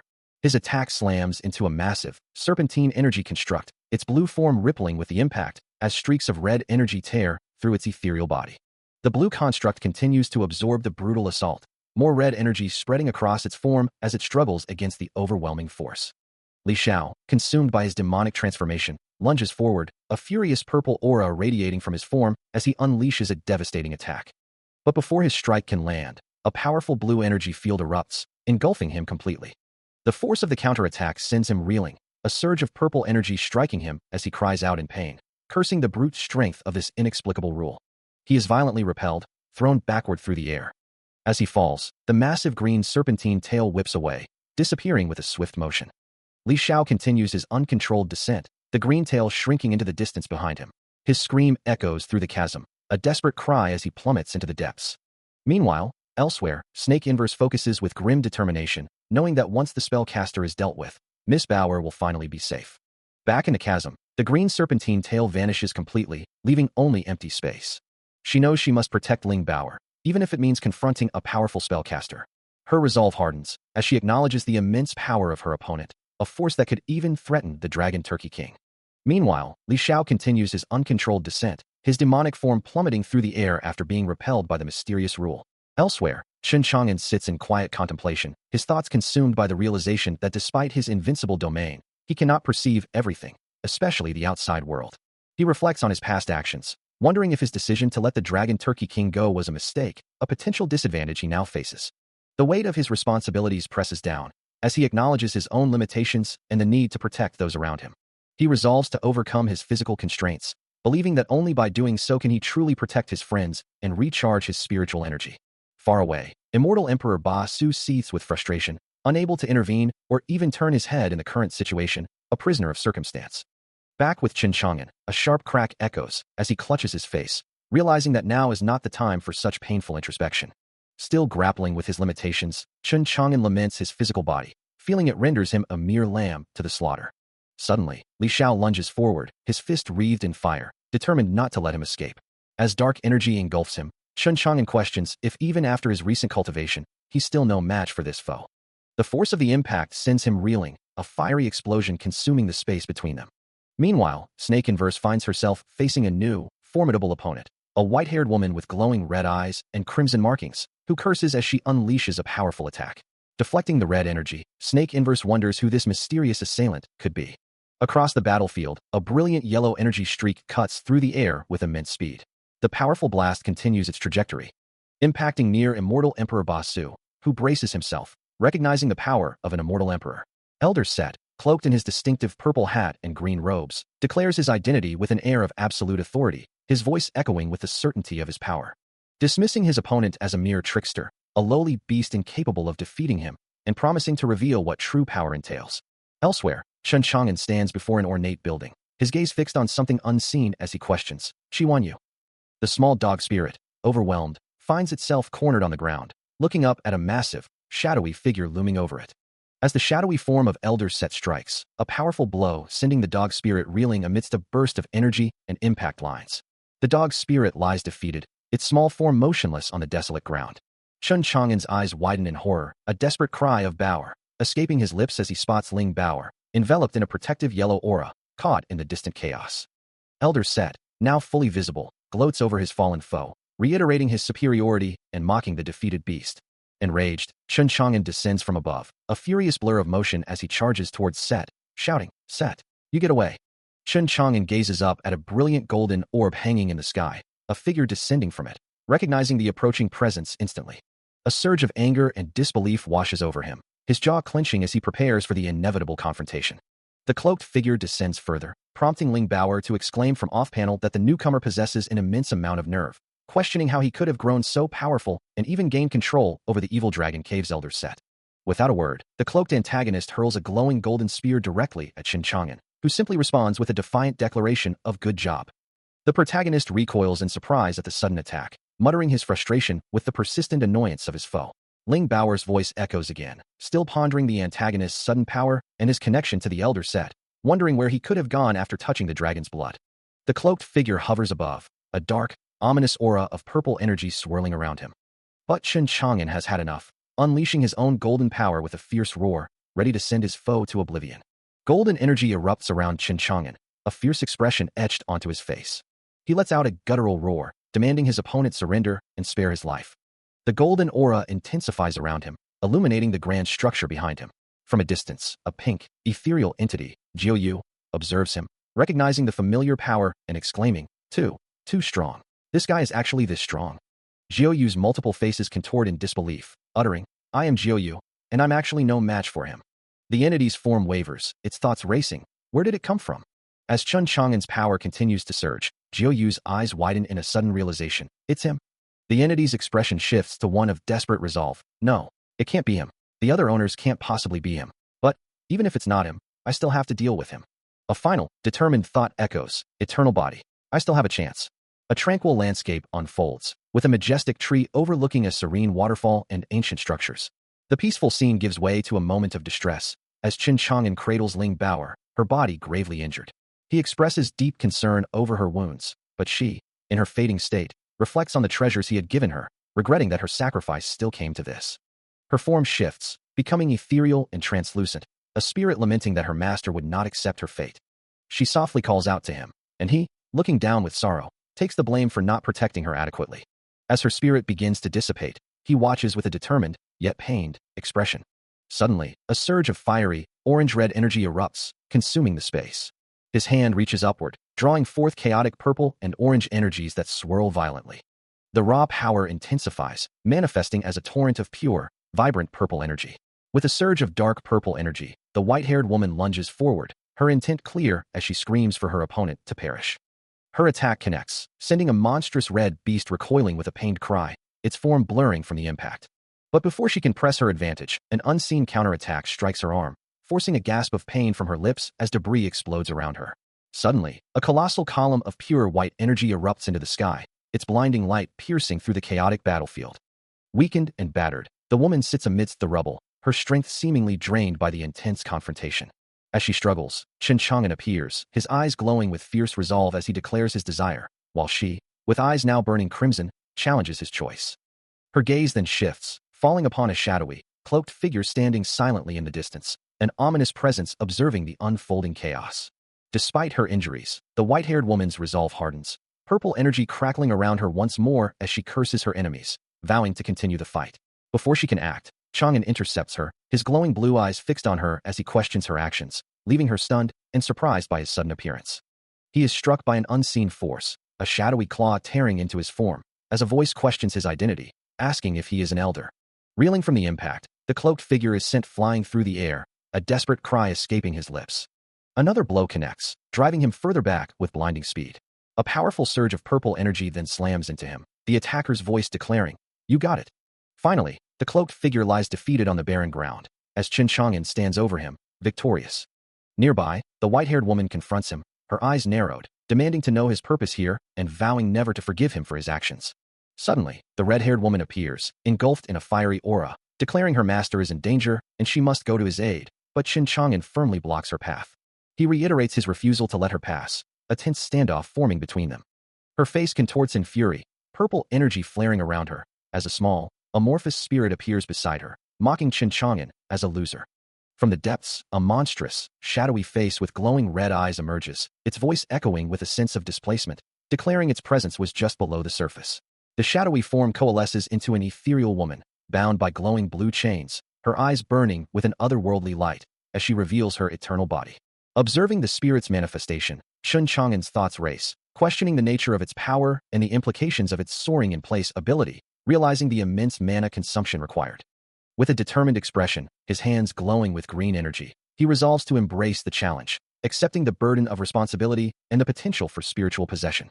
The ethereal woman, her blue eyes glowing intensely, issues a direct challenge, inviting any who dare to face her eternal body, clarifying that she is not an immortal. Meeting her gaze with a confident smirk, Chen Chang'an's eyes begin to glow, his own spirit rising to the occasion, proclaiming himself even more formidable than an immortal. High above the clouds, Chen Chang'an stands with a serene expression, a woman with flowing green hair and red robes at his side, as she urges him to come quickly. Meanwhile, in a dark, cavernous space, a cloaked figure observes Ling Baoer, who clutches her head, exclaiming about an eternal body and how it truly feels like one. The sensation is undeniable, a voice confirms, noting how fragrant it is. Back on the rooftop, Xiang Tian stands beside Chen Chang'an, her green hair flowing in the breeze as she looks on. Ling Baoer, still in the cavern, looks up with a determined expression, declaring her desire to become strong first. With a chilling smile, Chen Chang'an extends a hand, offering her eternal life. Then, a blinding burst of golden energy erupts from his palm, striking Ling Baoer with immense force. He unleashes a devastating golden energy blast, striking Ling Baoer with immense force. The impact sends her hurtling backward, her body smashing into the unforgiving rock face. Yet, amidst the destruction, Ling Baoer's eyes glow crimson, a chilling, maniacal laugh echoing through the cavern. Still propelled by the blast, her form continues to tear through the solid rock formations. Each impact sends debris flying, as she carves a path of destruction deeper into the mountain. After the chaos subsides, Chen Chang'an receives a system notification, congratulating him for eliminating 3 cultivators and 1 demon, and rewarding him with 1,000,000 soul cultivation and a random skill. He looks up at the sky, confused, wondering how so many could have died when he only attacked a few, and noting that many more still remain. From a high cliff, he gazes down at Ling Baoer's unmoving form, a silent testament to the power he wields. Her chest is visibly damaged, with faint red energy still emanating from the wounds. Amidst the chaos, a red-haired woman with prominent horns turns to a hulking beastman, asking, "What happened just now?" The beastman responds with a guttural growl, explaining, "I don't know, I just smelled a delicious scent and wanted to eat it, but it ran toward it." Elsewhere, a green-haired woman, a knowing smile playing on her lips, muses, "Because the mana is so thick, some immortal treasure that can affect souls must be born." Chained and defiant, the white-haired woman glares, her voice laced with fury as she snaps, "What did you say? You want to retreat? You're the one who said you wanted to get the immortal treasure." Back on the ground, Chen Chang'an struggles, his body battered, a frustrated curse escaping his lips. Damn it! His face contorted in a mask of pure rage and disbelief, he lets out a primal scream, "Fuck!" Below, a cluster of monstrous spiders scuttles across the desolate ground, their forms dark against the pale earth. The white-haired woman, still bound, now shows a flicker of fear, deciding, "It's too dangerous. I have to retreat quickly." High above a lone tree, a figure begins to plummet, a tiny speck against the vast expanse. It is Chen Chang'an, falling uncontrollably through the air, his body a blur of motion. Still plummeting through the ethereal blue, Chen Chang'an cries out in a mix of surprise and utter frustration, declaring he's had enough of this relentless force. He challenges the unseen power, demanding to know what qualifications it possesses to treat him this way. As the blue energy swirls around him, he tries to grasp the situation, muttering about merely intriguing its qualifications. His frustration mounts, as he again questions the audacity of the force, wondering if this strange qualification apology is some kind of trick. He dismisses the phenomenon, convinced he's never encountered anything like it, and suspects it's nothing more than a deceptive trick. The relentless blue energy continues to surge, and he cries out in desperation, pleading for it to finally stop. Looking up in disbelief, he realizes he's still falling, bewildered that he was just about to regain his footing. With a final, exasperated shout, he continues his uncontrolled descent, recognizing this persistent trick once more as the blue energy explodes around him. His face contorted in distress, he wonders if this phenomenon is influenced by someone else, admitting he's never encountered such a thing before. A woman with white hair and crimson markings writhes in agony, her body convulsing as crackling blue energy envelopes her, the force so intense it threatens to tear her apart. From the depths, a colossal, shadowy figure begins to materialize, its form indistinct yet radiating a faint pink aura, a silent, ominous presence emerging into the ethereal space. Meanwhile, Xiang Tian and the red-haired woman observe the unfolding chaos from a distance, their expressions a mix of concern and grim understanding. The white-haired woman's screams echo through the void as the blue energy intensifies, her body arching in a desperate struggle against the overwhelming power. The shadowy entity continues to grow, its form now silhouetted against a turbulent, storm-filled sky, its presence a dark omen over the entire scene. Suddenly, Qin Chang'an finds himself observing the same chaotic spectacle, his gaze fixed upwards at the unfolding events. The white-haired woman's final, desperate scream tears through the air, her body completely consumed by the relentless blue energy. Qin Chang'an stands before a vast, ethereal expanse, a bright, otherworldly light illuminating the space before him. As he takes in the surreal scene, a system message materializes before him, its words confirming his suspicions. He has indeed been transported to a new world, a traverser in a realm where his unique physique might finally be understood. He stands over the fallen woman, who groans in agony, her words echoing his own thoughts about the harsh realities of this new world. Looking down at her, he considers the situation. Suddenly, a surge of purple energy erupts around her, and she recoils, desperately pleading for him to stay away. He feels no remorse as flames engulf her, her screams piercing the air. Even as she begs for her life, he remains unmoved. With a surge of cultivation energy, he unleashes a powerful boost. The immediate danger passes, and he reflects on his loss of control, the brush with death, and the unsettling realization that he might be losing his mind in this brutal world where the strong devour the weak. A forceful expulsion of energy sends her away. He concludes that this is a world of self-cultivation, where the weak are simply cannibalized, and he must adapt. Meanwhile, a trio of figures discusses a powerful master, lamenting how they fought him in the spirit realm, yet the vast difference in their cultivation levels meant he defeated them instantly. They conclude his power must be at the spirit realm or higher, a thought that echoes in Qin Chang'an's mind as he reflects on his own current spirit realm cultivation, still unable to defeat mere beasts, and wonders why he cannot possess such overwhelming strength. Suddenly, a system notification appears before him, presenting a choice. Utilize his 5,250 field value to expand his domain, or refuse the expansion. His journey brings him to the Evil Dragon Cave, a cultivation sect with a legacy spanning hundreds of years. As he arrives, the ethereal form of Jiu Yu materializes, eagerly offering her assistance to him. Walking across the rooftops of the ancient sect, Qin Chang'an commands someone to reveal themselves, with Jiu Yu floating faithfully behind him.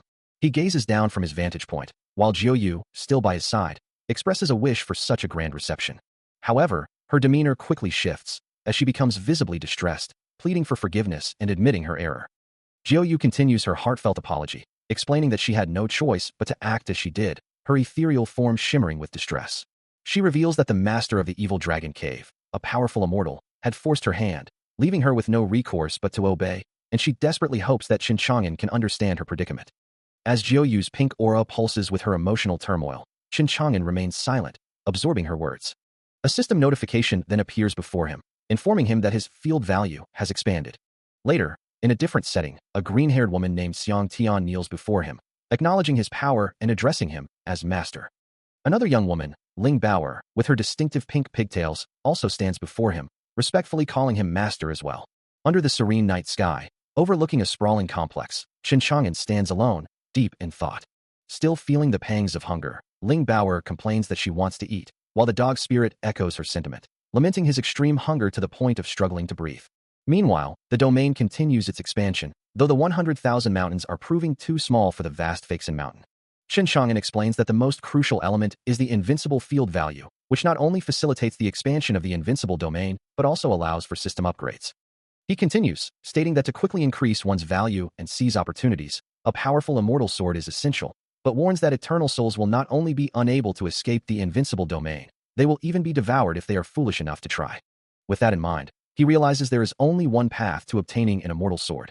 The dog spirit, meanwhile, pleads with Qin Chang'an to release him, crying out that he is already weak and these monsters are too strong, fearing his imminent demise.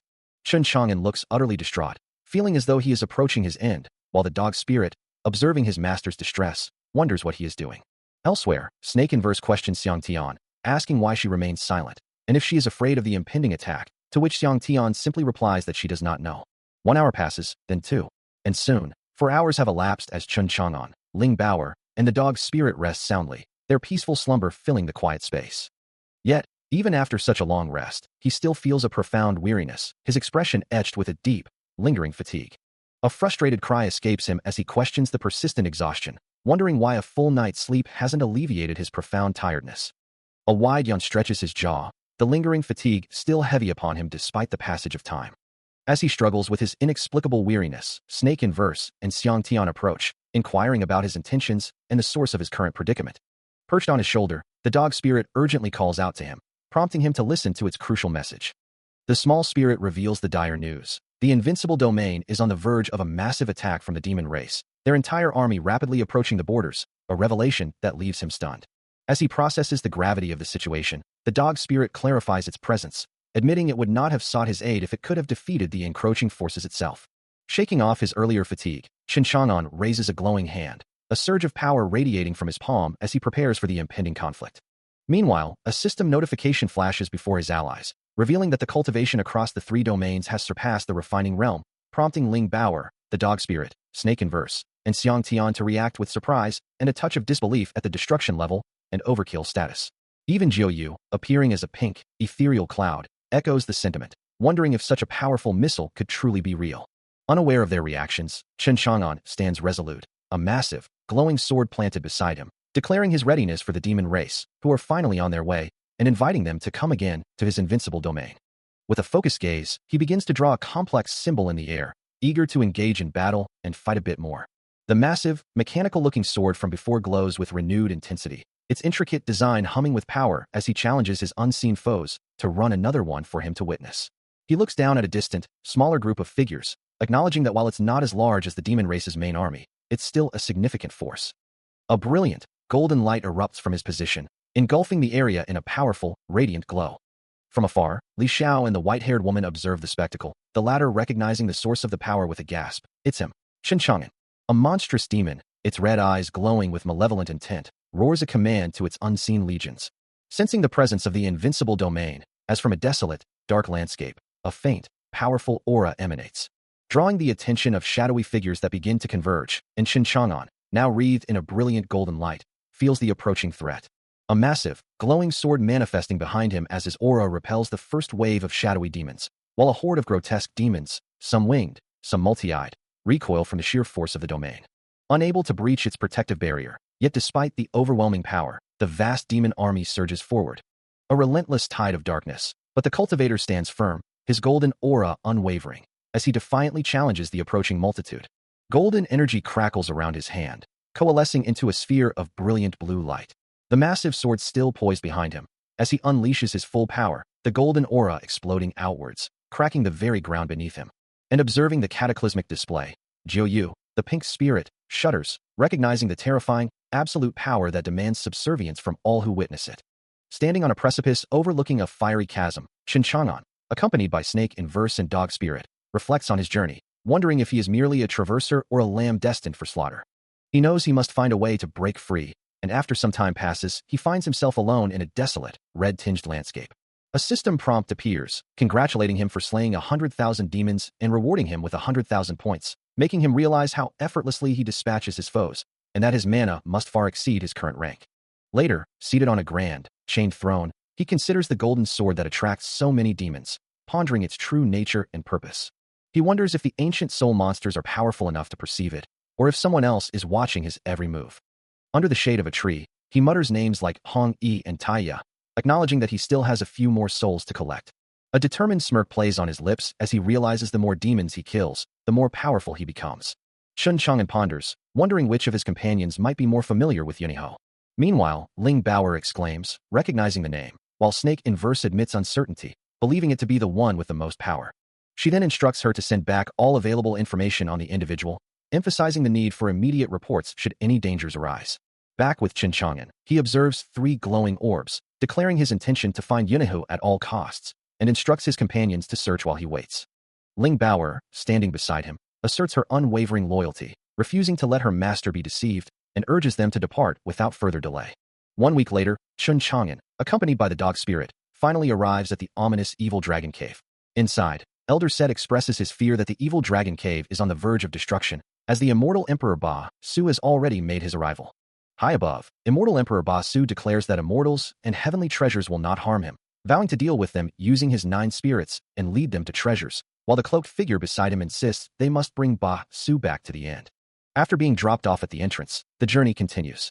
Back in his chambers, Chun Chang'an stretches leisurely, a soft hum escaping him as 2 ethereal pink spirits float playfully nearby.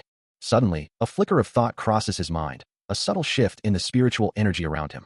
He stands, recognizing the familiar, yet weak, aura of another miscreant soul, and to his surprise, it emanates directly from the evil dragon cave. Clutching the small spirit in his hand, he resolves to protect these wolf foxes, determined to keep them hidden from the 2 little dogs he believes are searching for them. Just then, an imposing figure in traditional robes appears, his stern gaze fixed on the young cultivator. The old man immediately accuses him of snatching the wolf fox, leaving Chun Chang'an utterly bewildered, questioning if this could be his father. His confusion deepens as a young girl with pink hair, holding a cooking utensil, asks about her father, prompting the protagonist to wonder if he's somehow acquired yet another daughter. The old man's anger flares, accusing him of stealing his flesh, but the young cultivator, still reeling, defiantly declares his intention to go to the evil dragon cave with him. A young girl's thoughts echo, expressing her unwavering desire to follow her master, while a narration box clarifies that she is the wolf fox, and the old man is her father, who has been searching for her for a long time. The old man, still reeling from the previous encounter, demands to know if Chun Chang'an truly gave him away, while Chun Chang'an, annoyed, questions the old man's persistence, internally noting the old man's good nature and promising to feed him later. Elsewhere, the pink-haired girl frantically warns her father that eating such things is dangerous, recalling the dire consequences for others who dare to consume it, as a narration box explains that the old man is the wolf fox's father, and the girl is his daughter, both having been searching for the wolf fox for a long time. The old man, now in a hurry, urges them to move quickly, as the narration reveals that the wolf fox's father is a powerful demon king, and the girl is his daughter, both having been searching for the wolf fox for a long time. Chun Chang'an, with a confident smirk, declares his presence is for the wolf fox, offering the old man a chance at survival, but the old man, undeterred, challenges him to witness his true power. Suddenly, the old man's expression shifts to one of profound surprise, his eyes widening at something unseen. He questions the unexpected turn of events, wondering why things are unfolding this way. The imposing figure of immortal Emperor Ba Su appears, his presence radiating immense power, as he ponders the sudden appearance of demon kings in this location. Observing the powerful demon kings, the old man acknowledges their formidable strength, resolving to proceed with caution and claim the treasure for himself. The demon kings confront him, one of them accusing him of attempting to snatch the immortal treasure. Chun Chang'an, however, remains unfazed, simply telling them to hold on, as it would be impossible to take the treasure out of his hands. The red-haired demon king introduces himself as Li Ling, Grandmaster of the Evil Dragon Cavern, and one of its supreme elders, declaring that demons are unreasonable, especially those with the power of a demon king, and that the treasure is not for the likes of him. Chun Chang'an dismisses their threats, stating that it doesn't matter if they are demon kings, and tells them to let Bauer be, as she is his daughter and not someone they should mess with. The demon kings are taken aback, believing it to be a misunderstanding, while Bauer, still kneeling, lets out a small moo in response. Li Ling, however, is still reeling from the previous encounter, muttering about how he's finally finished and wondering if he's been done in. Elder Set, observing the scene, reacts with a look of utter shock and confusion. Chun Chang'an then addresses Elder Set directly, asking if he wants to live, and if so, to join him, as he is the only one who can save him from the demon kings. He continues, mentioning the Nine Swords sect and other powerful people, wondering what Elder Set is saying in response to his offer. As Elder Set considered his options, a memory surfaced, revealing a younger Chun Chang'an standing protectively over a small Ling Bauer and the pink-haired daughter, who excitedly announced that their master daddy had just greeted the girl. But Chun Chang'an's demeanor was firm, warning an unseen hand not to grab her. A narration box then explains that a respected senior was willing to risk everything to protect them, and refusing his kindness would surely cause offense. Despite the tension, Chun Chang'an offered a gentle smile to the child, reassuring her, "It's okay, happy family." In the background, the pink-haired daughter clung to her father, old man dad, as they watched the scene unfold. However, the threat persisted, as immortal Emperor Ba Su, flanked by the red-haired woman and the white-haired woman, declared his intent, stating that they needed to bring Bauer back for her own good and hope. The 2 young girls, Ling Bauer and the pink-haired daughter, stood vulnerable in the foreground. Immortal Emperor Ba Su's resolve hardened, his voice unwavering as he asserted, "You won't stop us." Old man dad, his face etched with concern, could only watch on, powerless. The scene then shifts back to the present, where a teenage Ling Bauer, her eyes wide with distress, cried out, "But why? Daddy," she then pleaded, "I just want to know what I want to know."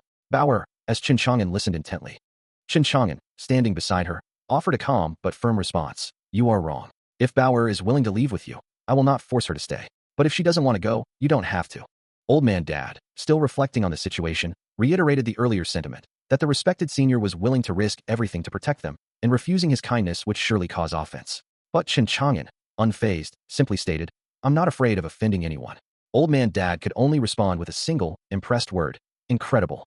Elsewhere, Snake in verse, accompanied by the dog spirit, expressed frustration, lamenting that the ghost bones were still using their disciples to detain the Nine Swords sect, forcing them to give up their property. She then worried, "Ancestors is coming? So we have no choice to get out of this place soon." The white-haired woman and the red-haired woman observed from a distance. Immortal Emperor Ba Su, now conversing with Li Xiao, warned him about the Nine Bones sect's master, Jiu Guang, who had a good relationship with the Nine Swords sect, implying trouble if they faced him. He then added, "Immortals are unpredictable, so it is better to not provoke them. We will go to Jiu Guang. Don't worry, we will be there in a moment of need." Elder Set listened intently, his expression unreadable. A translucent purple blob-like creature, its face contorted in fury, screams in indignant refusal. "I am your guild master, your brother, your grandpa, your dad. I don't have any blood relationship with you." The creature rages at Chen Chang'an, who stands calmly before it, adding, "Soon? I don't have any blood relationship with you, you ungrateful bastard. These two old guys are guarding me." Its face fills the frame, eyes wide and mouth agape, as the purple entity continues its lament. "I am also born as the grandpa's son. As the grandpa's eldest son. They are happy for other people, let alone what kind of grandpa." Two elderly men, one with a long white beard and the other with a black beard, look on with expressions of disapproval, the white-bearded man declaring the creature's words ungrateful. The purple entity, now seemingly deflated, notices the two elders, muttering about their presence and the implication of family. Two venerable cultivators stand in quiet contemplation, one with a long white beard musing aloud, wondering why his disciple has chosen such a flattering place, and if there's more to it than meets the eye. His companion, an elder with darker hair, admits his own confusion, finding it hard to decipher the situation, while a small, eager Ling Bauer impatiently reminds the white-bearded elder of a promised gift, only to be told that without master's order, it cannot be given. The white-bearded elder then turns to Chen Chang'an and Ling Bauer, announcing that guests have arrived, and they will be allowed to use the secret method. A subtle smile plays on Chen Chang'an's lips as he looks towards the approaching figures. A red-haired woman, Hong Yi, leading a towering, dark creature and other monstrous figures into the area.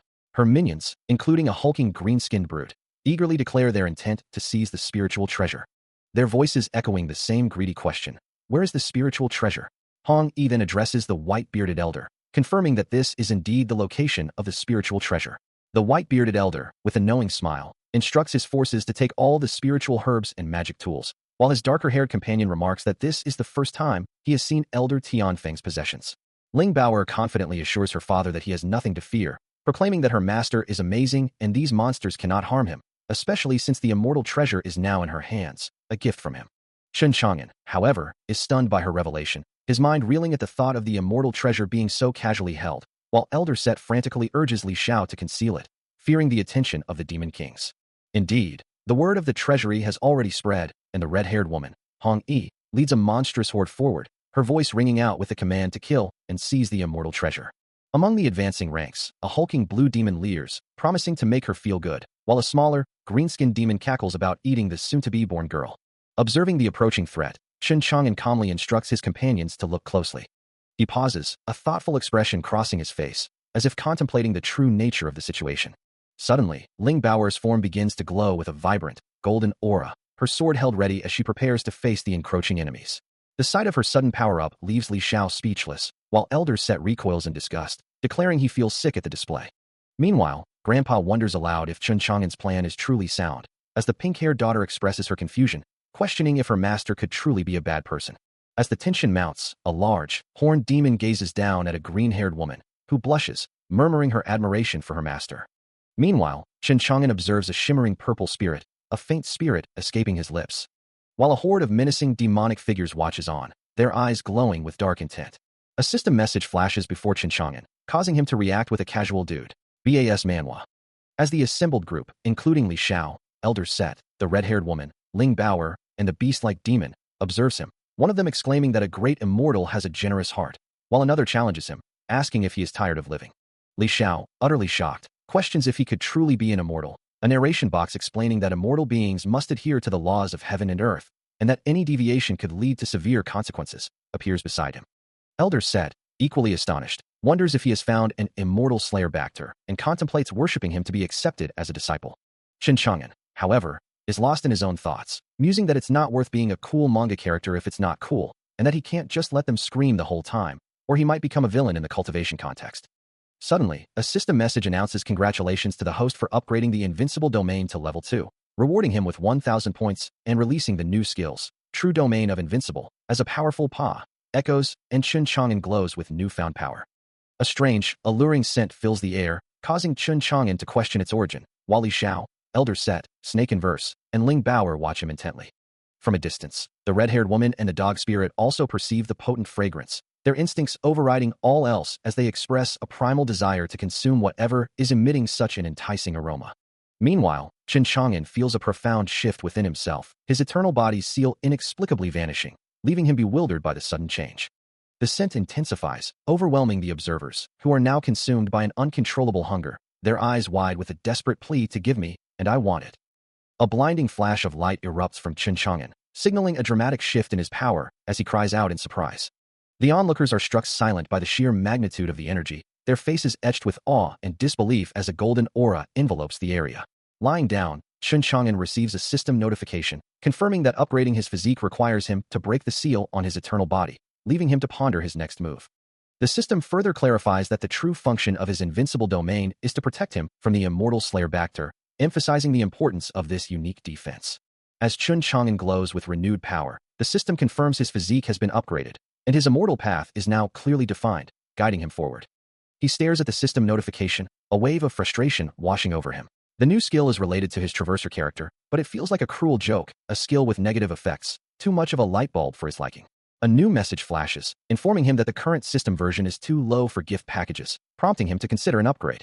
The system then details the contents of a salted fish gift bag, the mirror flower and watermoon function, and an experience card. The Immortal Way Forever card, a function experience card, can only be used once, and he must select a target. Holding the Immortal Way Forever card, he ponders, wondering if he should use it on himself. The system confirms his thought, asking if he wants to use the one-time function on himself, a question that brings a look of surprise to his face. Another notification appears, clarifying that the card can upgrade his physique, and he muses that there are indeed many things that can be used. After using the salted fish gift bag, the system grants him the mirror flower and watermoon function, allowing him to create a mirror image with 100% of his strength for 10 minutes, with a 1-hour cooldown, usable for combat, exploration, and more. He lets out a soft groan, overwhelmed by the influx of new information and abilities. From below, a familiar voice calls out, addressing him as Master. As the system updates finalize, a voice calls out, questioning, Xiaoban. Simultaneously, a holographic interface materializes, displaying Chen Chang'an's current status, System Level 3.0, Realm None, with special features including all living things and the solution of Immortal Path. His field range extends 74 meters, and his field value stands at 150. Chen Chang'an meditates peacefully beneath a towering tree, surrounded by ethereal spirits, while Ling Baoer rests nearby in the tranquil, immortal setting. A blonde woman smiles gently, as she stands with Chen Chang'an and the red-haired woman, all immersed in the spiritual essence of the immortal land. Elsewhere, Grandpa and Immortal Emperor Ba Su discuss the immortal land, with Chen Chang'an visible in the distance. Grandpa questions Ba Su about his earlier claim to snatch the entire land, while Ba Su suggests they can still change their plans, confident they won't be defeated by the senior they're observing. A hand clutches a glowing red orb, as the elders anticipate their big brother Li breaking through to the immortal realm, preparing to support him. Meanwhile, Chen Chang'an stands alone on a rocky peak, a powerful red aura emanating from him, declaring his newfound fearlessness.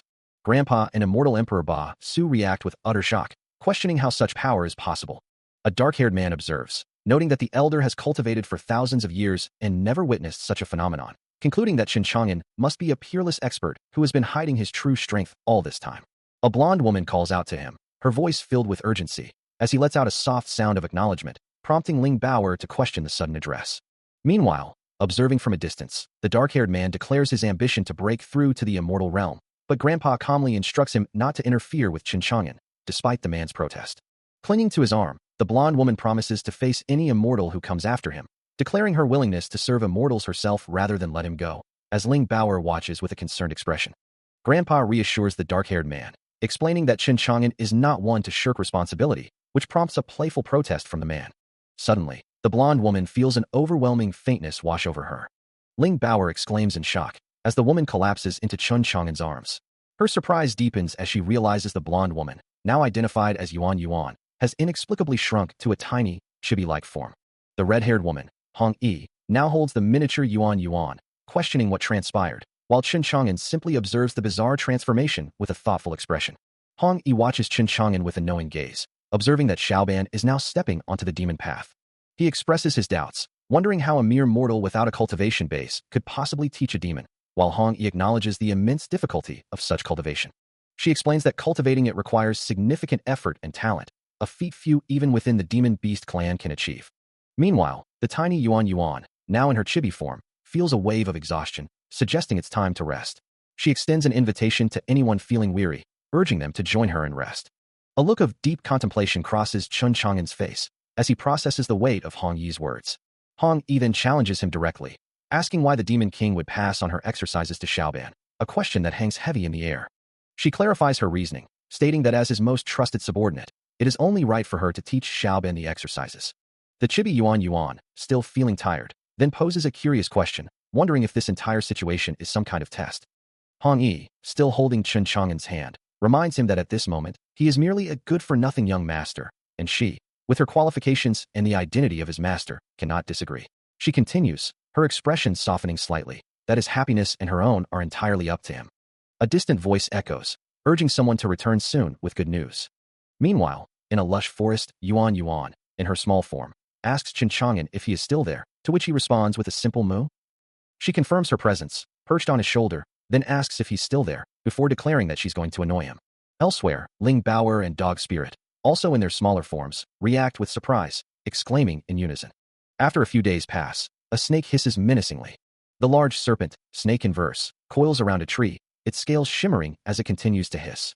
Moments later, Chun Chang'an stands over the now human form of snake in verse, who lies motionless on the ground, dead, as he remarks on the unexpected turn of events. He listens as Ling Bao cheerfully declares her intention to have snake soup for lunch, and he readily agrees.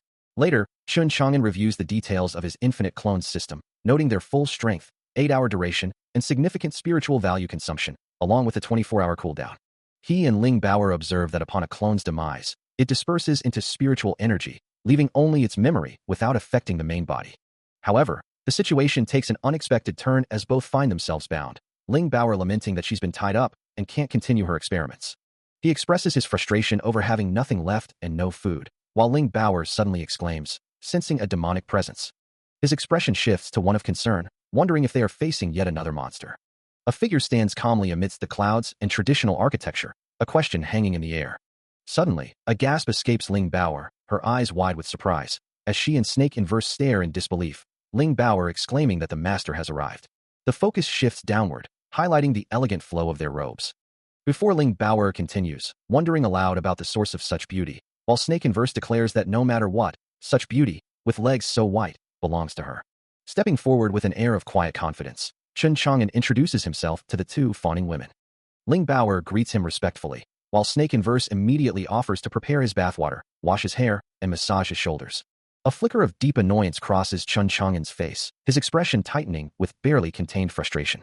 Meanwhile, far above a desolate landscape, numerous figures plummet from the sky, their descent marked by a grim declaration.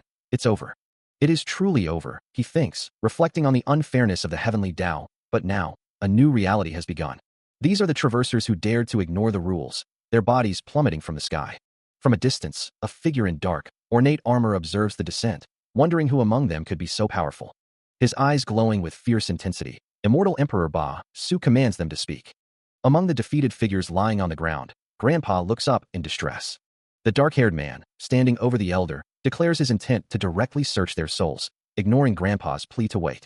A golden aura flares around them as the soul search begins, eliciting a pained scream from the elder. The soul-searching technique, a forbidden art that can cause a cultivator to fall instantly, is employed, but to find the traverser, he has no other choice. As the elder's body glows intensely, the dark-haired man questions the unfairness of the heavenly Tao, wondering how such a powerful traverser could ignore its rules, while also revealing that the elder possesses the immortal sword they seek. The dark-haired man watches, along with Li Xiao and Immortal Emperor Ba Su, as a massive, green-skinned monster with glowing yellow eyes lunges, its jaws wide, engulfing Chun Chang'an. The beast's immense power sends him tumbling into its gaping mouth, a terrifying vortex of teeth and darkness. But just as despair threatens to consume him, a brilliant, ethereal sword materializes in his hand, ready to carve a path to freedom. Elsewhere, a white-haired woman with piercing red eyes sits regally, pondering the implications of a traverser who could instill fear even in the immortal Emperor Basu, a thought that deeply troubles her. Her companion, Snake in Verse, reminds her that Grandma Hong Yi and Fawan are still awaiting her return to the sect, a plea that seems to fall on deaf ears. Hong Yi, her expression firm, dismisses the notion of returning, her resolve unwavering. Her glowing red eyes narrow as she asserts that her decision will not harm the sect's interests, implying a deeper understanding of the situation. Snake Inverse, seemingly understanding, acknowledges her stance, accepting the unspoken implications. Hong Yi then reveals her confidence stems from having a strong backer, a powerful ally who ensures her safety and freedom. Zheng Hao stands before a figure cloaked in purple, while a group of women behind him murmur, calling out his name. He questions Hong Yi's continued presence in the sect, reminding her of the master's mission and the need to avoid being tracked down, but Hong Yi remains defiant, refusing to leave. The women behind Zheng Hao discuss the Elder Council's decision, believing Hong Yi should accept her punishment, implying she's not the only one to have fallen from grace, and that she's using her master to avoid consequences. Hong Yi silences them sharply, her expression hardening as she declares they are not allowed to insult her master. Before she can react further, Zheng Hao unleashes a powerful, glowing attack, a surge of white and pink energy erupting towards her. The force of the strike sends Hong Yi reeling backward, the impact echoing through the air. She collapses to the ground, injured, as Zheng Hao stands over her, a thought crossing his mind about the master's rapid cultivation advancement and his own precarious position. He reiterates the master's order, warning her of punishment if she disobeys, but Hong Yi, still defiant, asserts that as long as she has the master's backer's protection, she fears nothing. She looks up, pleading with someone unseen, assuring them that if they align with the master's backer, immense benefits await. A powerful figure with flowing white hair and piercing red eyes stands confidently, asserting that the master is a man of his word, and that he himself is among the strongest in the lower realm, having surpassed its limits. Turning to Hong Yi, he remarks that with the immortal treasure still in her possession, she will soon be able to return to the sect, and then her opponent will have no escape. As Hong Yi walks away, he adds that perhaps then she will have to thank him for bringing her opponent here and allowing her to escape. A look of distress crosses Hong Yi's face as she realizes she must find him and get out quickly. Her thoughts race across a vast, cloud-filled landscape, knowing she needs to meet Master faster than ever before. Elsewhere, a young woman with long white hair and green eyes reacts with surprise, wondering if the power she feels is truly immortal, and acknowledging the Master's generosity. She then addresses the white-haired, red-eyed figure, calling him senior. The heavenly demon's expression darkens with fury, demanding to know how this heavenly demon dares to be so arrogant and courageous, embracing his disciple and going against the heavenly demon's grand plan. His anger intensifies, declaring such actions are nothing short of courting death.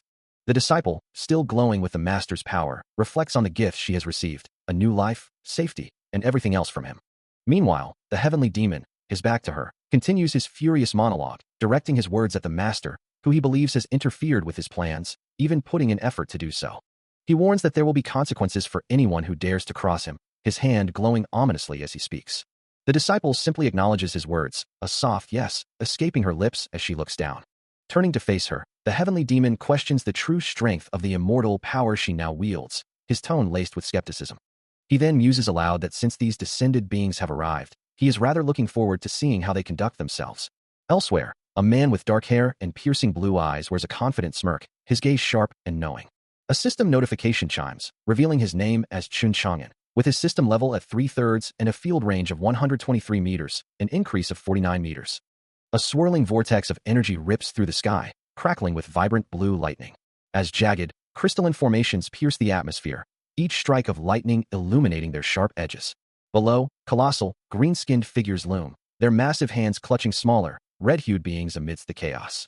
Li Zhao's face contorts in a grimace of despair, his crimson eyes wide with terror as he witnesses the unfolding catastrophe.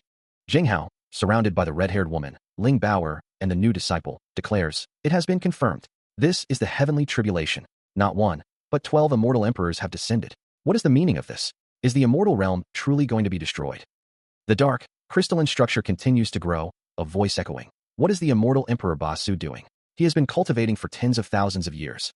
Chun Chang'an and his companions, Snake in Verse, the blonde woman, and the dark-haired man, gaze up at the celestial body, a narration explaining that an unknown calamity had befallen the immortal realm, forcing the heavenly tribulation to descend, threatening to destroy everything. Zheng Hao, his expression now resolute, declares, "Fortunately, I have the right order. I like to see for myself, Chen Chang'an remarks, observing the unfolding chaos alongside his new disciple. Take a good look from these immortals. It's a once-in-a-lifetime accident. Meanwhile, Zheng Hao stands firm, a question hanging in the air. What can he truly do to resist such overwhelming immortal power? Immortal energy surges, filling the world as Immortal Emperor Basu declares. If there is such an immortal, then I'll defeat him and become a true god. Look at that, someone exclaims, pointing towards a mysterious structure. Chen Chang'an, still observing with his disciple, scoffs at the arrogance. Immortal Emperor Basu is so arrogant, yet he's just a mere immortal. The narration confirms the existence of an immortal emperor realm. Basu, undeterred, boasts, He Xuanwu is the strongest in the world. With a satisfied grin, Chen Chang'an declares, 1, 2, 3. The immortals are all gone. It's finally done. He stands with Ling Baoer and his disciple, the air now clear of the threat, as the reality of 12 immortals settles.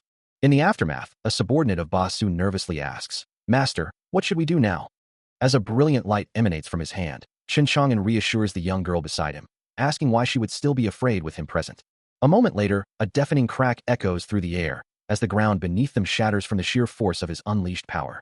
Nearby, Immortal Emperor Basu's bull-headed subordinate watches in disbelief, questioning if this terrifying display is the same power the old man possessed before.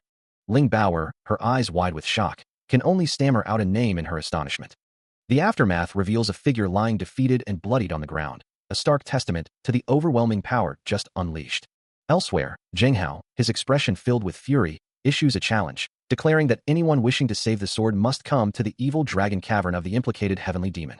An older, bearded man scoffs at the notion of being questioned by an ant, while a woman beside him remarks on the incompetence of the immortal emperors, who should have sought help from the evil dragon cavern long ago, now that they've all been wiped out.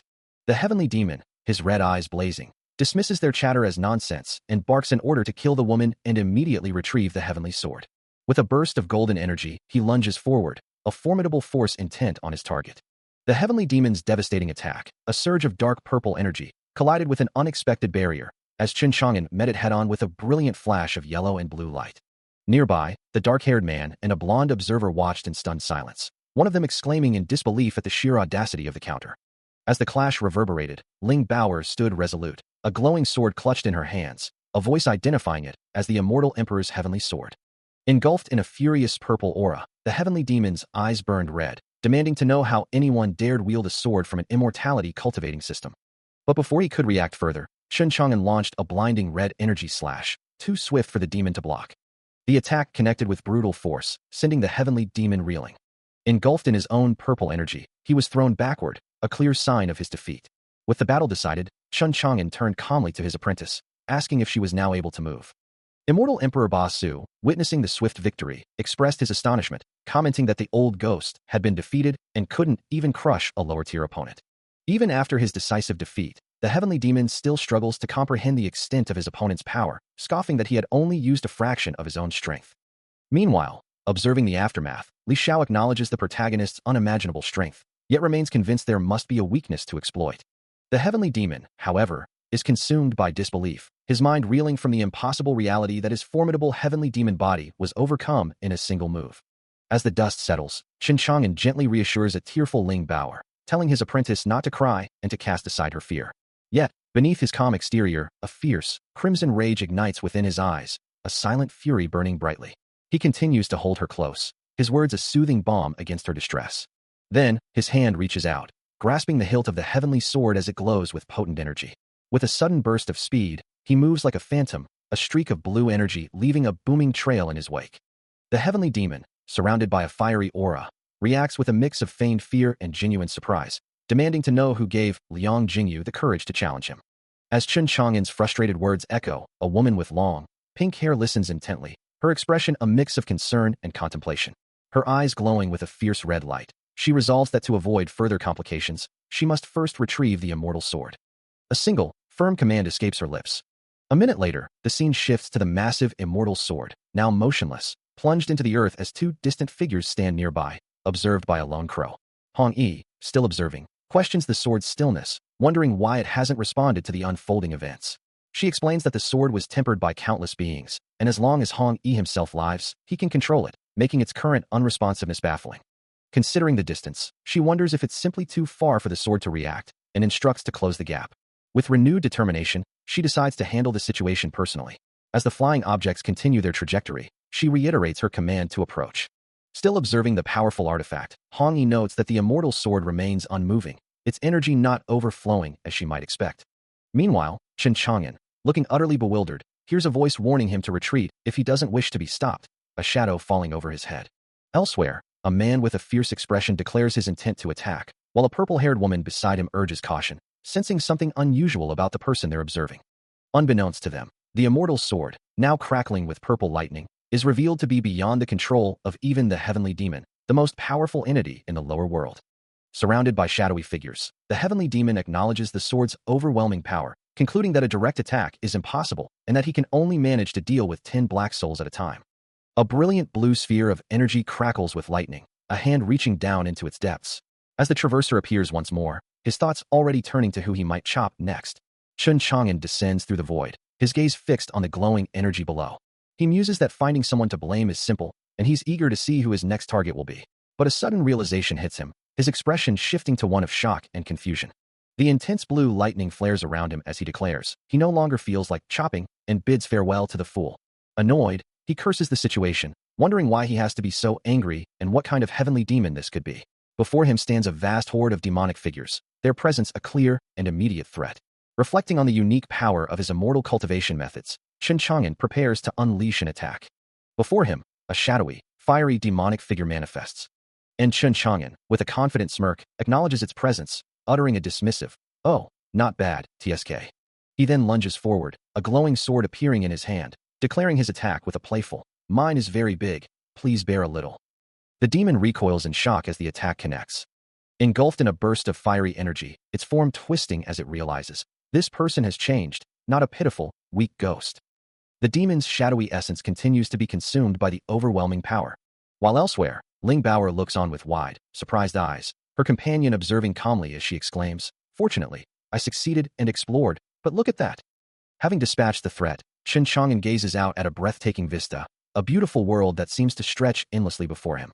The disciple and the dark-haired man watch in disbelief, unable to comprehend how a mere space crack could be defeated so utterly, the latter exclaiming, "How is this even possible? Only those who transcend the laws of heaven or possess an outer space crack themselves could defeat another with a single strike, a feat that mystifies even Grand Emperor-level powers, yet the heavenly demon now lies defeated." The dark-haired man, still reeling from the display of power, shouts, "What is he doing now?" Chen Chang'an, surrounded by a soft blue glow, looks down with a puzzled expression, wondering, What is this?" A vibrant red energy begins to emanate from his form, pulsing with an unknown power. Chen Chang'an extends a hand, a soft blue light radiating from his palm as he initiates a healing technique, muttering, "Heal." He feels a profound weariness, having believed he was about to be devoured by the system, and then asks the demon, "Are you awake?" He cradles the weakened heavenly demon, his body glowing with restorative energy, as the disciple watches on in utter shock, unable to process the unexpected act of mercy. The heavenly demon, Li Xiao, sneers with glowing red eyes, dark energy crackling around him as he declares his absolute dominance, proclaiming that all who stand against him will be crushed to dust.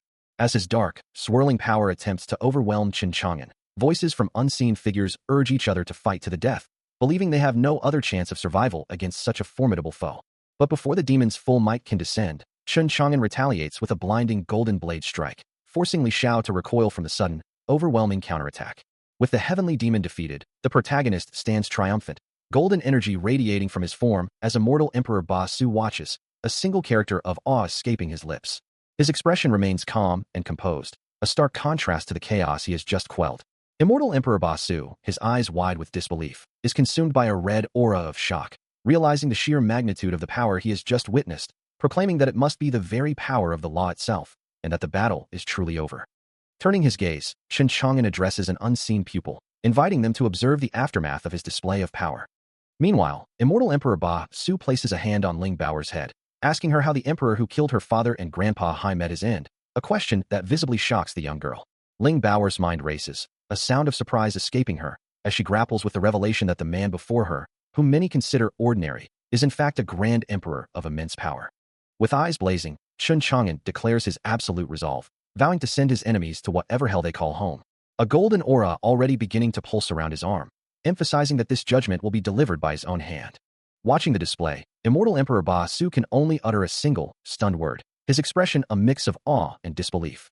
Turning to face a shadowy horde, Chun Chang'an unleashes his power, declaring that while the Lord Emperor may have forgiven them, he certainly will not. With a powerful stomp, golden energy erupts from his foot, confirming his personal involvement in their demise.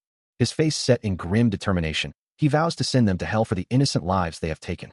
A blinding golden explosion engulfs the shadowy figures, their collective screams echoing as they are utterly annihilated. The golden energy continues to expand, leaving nothing but a void in its wake. Immortal Emperor Ba Su watches the aftermath, his face etched with profound shock at the sheer, overwhelming power he has just witnessed.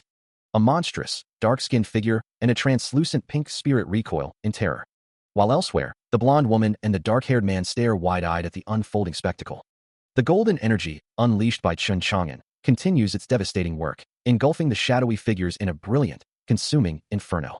Immortal Emperor Ba Su, his expression a mix of awe and disbelief, watches alongside the red-haired woman and another observer, the intense light reflecting in their eyes. He recognizes the immense power, muttering that this kind of immortal fire is something he has only ever heard of in legends. The golden blaze flares even brighter, confirming his thought. That's immortal fire. It's divine fire.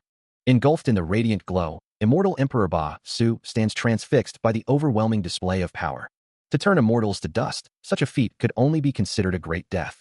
A golden-haired man stands, his hands raised as if channeling immense power, a faint cracking sound echoing around him. He looks on, a questioning expression on his face, as if unsure of the forces he has unleashed. Then, a devastating impact shatters everything, leaving only fragments and raw energy in its wake. The heavenly demon reflects on the past, recalling how a single slash swept away thousands of heavenly immortals, and a single strike killed an immortal emperor, a master long gone. With immortals being nothing in his hands, he wonders what this entity is doing now. A sigh escapes him as he acknowledges that it's all over, recalling how he himself introduced the immortal Emperor Ba Su, only for him to be killed in 3 days. He looks up, a worried expression on his face, lamenting that there is no one left to protect the heavenly realm. He feels a strange sensation, as if he's being accelerated through time, his hands glowing with collected energy. Meanwhile, a monstrous figure in a dark cavern laments, wondering how a mere human could have accumulated so much power in a single year. Back with Chun Chang'an, the glowing orbs in his hands pulse, and he realizes the harvest of energy is now complete. A sudden realization hits him, causing his eyes to glow with shock and frustration as a system message appears, indicating his system heart is still not recognized. He sighs, a deep sense of weariness washing over him, reflecting on how he thought he'd finally be acknowledged by the system, only to be disappointed once more. His gaze softens as he looks down at Ling Bauer, who sits on the ground, her expression troubled. Tears well up in her eyes as she looks up at him, a silent plea for comfort. He pulls her into a gentle embrace, as she sobs softly into his chest.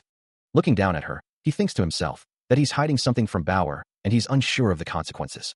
From a grand, traditional building, a voice offers a respite, promising to personally escort someone back to the 100 sect later. Meanwhile, a quiet moment unfolds as a cup of tea is presented, a simple gesture of service.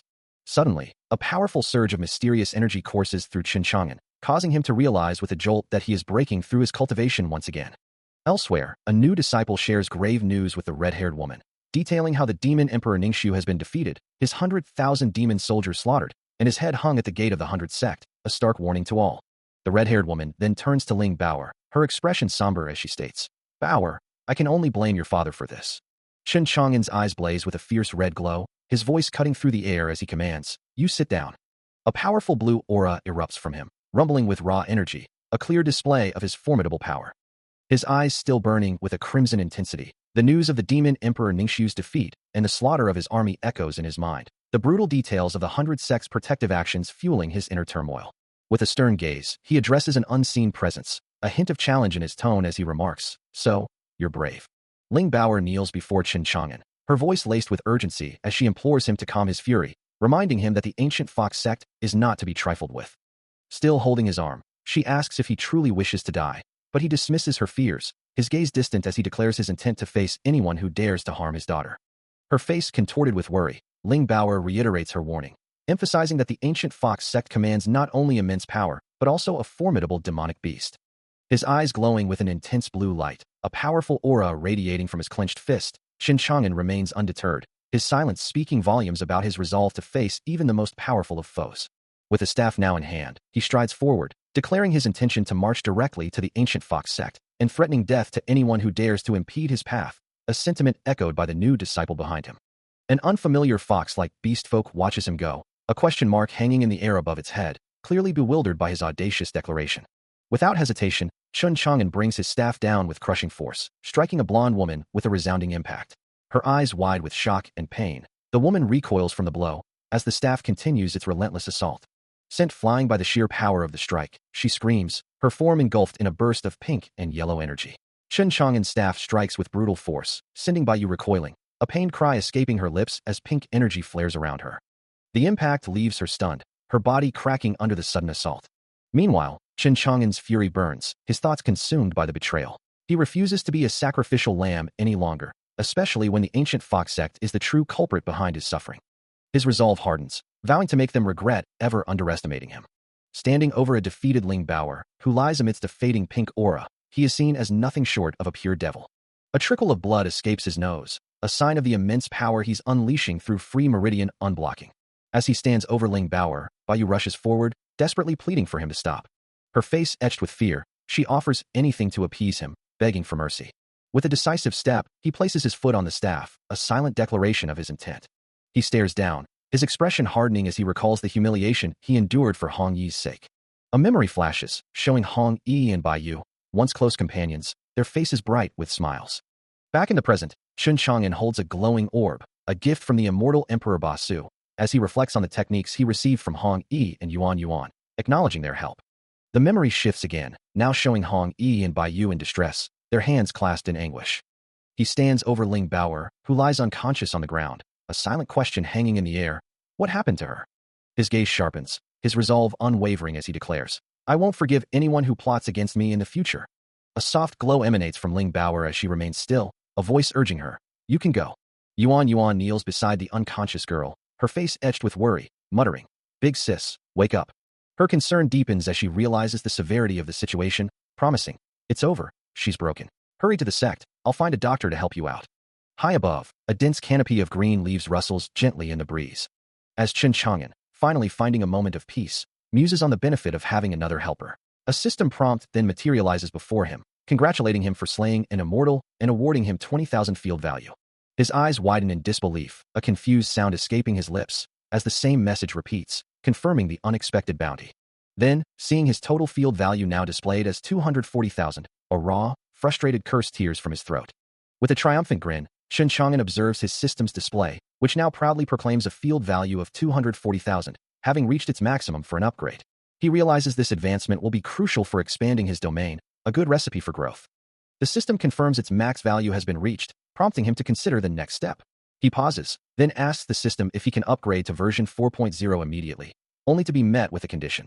He must expand his Invincible domain to cover the entire Sixian Mountain range and claim the title of Lord of Sixian Mountain within a month.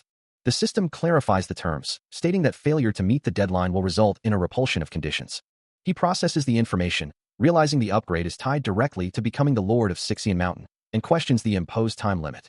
A look of utter disbelief crosses his face, as he exclaims his expectation that the upgrade would be free. Frustrated, he curses the system, which then explains that field value can only be replenished by killing monsters, and that while it can automatically play the main plot for him, he must personally undertake the upgrade if he desires the ability to do so. The system continues its explanation, promising an opportunity to enter a secret realm once he earns the title of Lord of Facian Mountain. Within this secret realm, it reveals, exercises and magical weapons from ancient Chinese dynasties await discovery. He stares at the glowing interface, a frustrated sigh escaping him as the system suggests a faster upgrade path, directly increasing his domain by 1,000 meters for 100,000 field value. The Invincible domain expands by 1,000 meters, the system confirms, leaving 99,900 field value remaining. A soft exclamation of annoyance escapes him, realizing he needs to find more efficient ways to quickly increase his field value before attempting another upgrade. His brow furrows with concern, unable to sense the aura of his senior. Far away, the Nine-Sword sect faces an unseen threat. A desperate cry echoes through the battle. Senior brother, we are here. The Ghostbone sect has already occupied the upper realm, a chilling narration reveals, with the Nine-Sword sect being the first to fall, as the imposing figure of Li Shao stands over a fallen Ling Baoer. Meanwhile, amidst the devastation of the Nine-Sword sect, a young woman's cries echo through the ruins, her small frame trembling as she calls out for her father. Tears stream down her face as she desperately begs, imploring him not to die, not to leave her. The air around them feels heavy with an oppressive power, a testament to the terrifying might of those who wield a single sword, capable of overwhelming generals and marshals alike. Still, the young woman's cries persist, her voice cracking with renewed desperation. She reaches out, her mind reeling from the devastation, unable to reconcile this reality with what she believed about Genesis. A man with a stern gaze, holding a glowing talisman, reveals the truth. The scene before her is nothing more than an illusion, conjured by the very talisman he holds. He explains to Bauer, his hands glowing with the talisman's energy, that their survival from the immortals is a long story, all thanks to his efforts. His expression remains unreadable, a hint of something deeper hidden beneath his calm demeanor. Standing beside him, a dark-haired man questions his motives, asking what more he desires. Considering the dire situation, Li Xiao muses that he is contemplating letting his subordinate perish, prompting a surprised query from the dark-haired man. The subordinate quickly corrects himself, clarifying that the immortals should be the first to face their wrath, while Li Xiao internally acknowledges it is acceptable for them to target him directly, rather than his subordinate. He continues, explaining that any perceived accidents must be anticipated, requiring 2 steps of foresight. Li Xiao then outlines his strategy. They must abandon the sect's legacy, prioritize saving everyone's lives, and create future opportunities for a comeback. He elaborates on the illusion he created, a powerful immortal illusion formation designed to deceive even immortals, making it seem as though he possessed the ability to conjure such deceptions. Li Xiao advises his subordinate to choose the first option, as the second is too unstable even for him to fully grasp, adding that there's no need for them to spread this information. The dark-haired man, remembering their current predicament, expresses concern that they cannot act without a secure base, lamenting that the Nine Swords sect has truly been destroyed, its disciples and bones reduced to ashes, with only the lower realm remaining. As he holds Ling Baoer's hand, Li Xiao reassures him, stating his responsibility to protect his daughter. With a confident smile, Li Xiao concludes that if things proceed as planned, he will be informed by the setting off of fireworks. Ling Baoer, her expression etched with worry, confides in the dark-haired man, lamenting that her master is still so weak. The dark-haired man, however, holds a different view, believing that Senior Li Xiao is truly great, having not only deceived immortals, but also saved their lives. He reflects on the harsh reality of their world, where the weak are preyed upon, and only the strong and righteous can survive. He acknowledges that while the illusion was perfect, the true destruction of their sect was a heavy blow, a reality that could not be easily dismissed. Holding a glowing orb, the dark-haired man recalls Li Xiao's words about leaving clues, though he admits he hadn't expected to find them so soon. Suddenly, a chilling realization dawns upon him, a moment of pure dread. His eyes widen in horror as the orb in his hand flares with an intense, blinding light, its glow reflecting the shock on his face.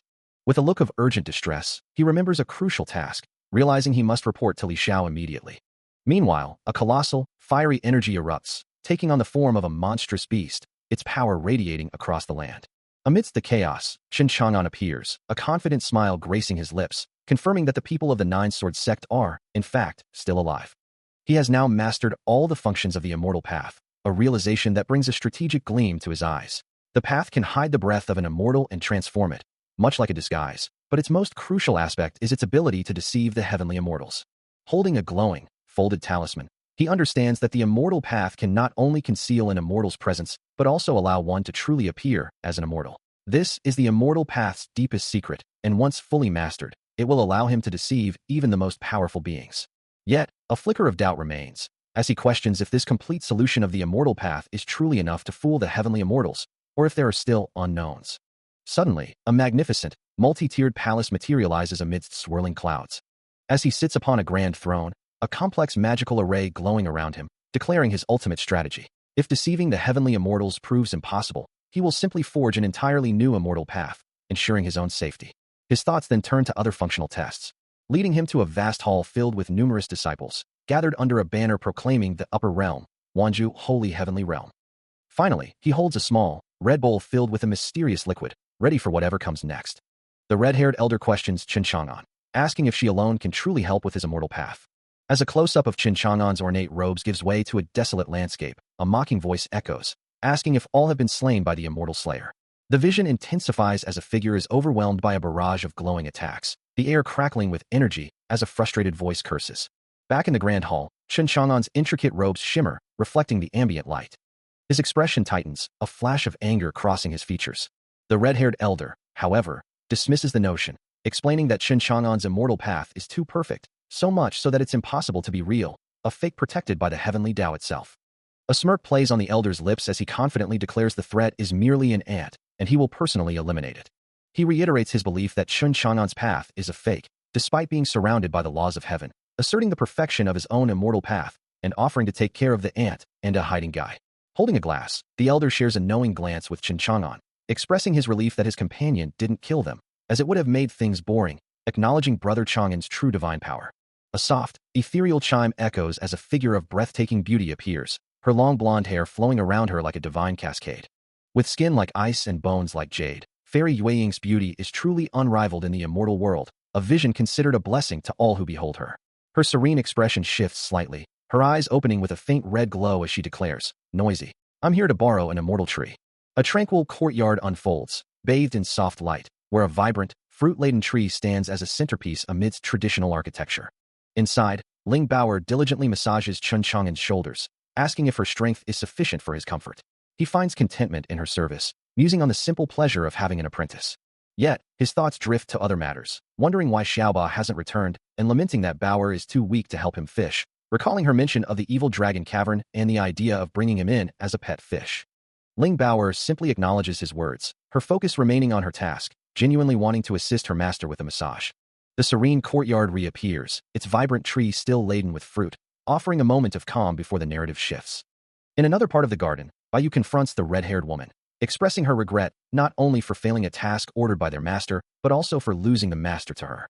She continues to lament her failure, the words echoing her deep regret over losing their master. How could she have been so weak, she wonders, wishing for the strength she lacked. Her distress is palpable, a silent scream for power. The weight of her failure feels like a mortal wound, as she cries out in anguish. Her thoughts drift to her master and Miss Baoer, wondering if they are safe. Meanwhile, at the Grand Immortal Temple, Ling Baoer greets the red-haired woman, who has just returned. The red-haired woman looks on, her expression serious and contemplative. Ling Baoer, now with distinct fox ears and a tail, sits comfortably with the red-haired woman, who gently pats her head. Still sporting her fox features, Baoer happily munches on a snack, remarking that her master must have been worried about her. Chen Chang'an, seated with Ling Baoer and the red-haired woman nearby, questions their judgment, asserting that he isn't punishing anyone this time.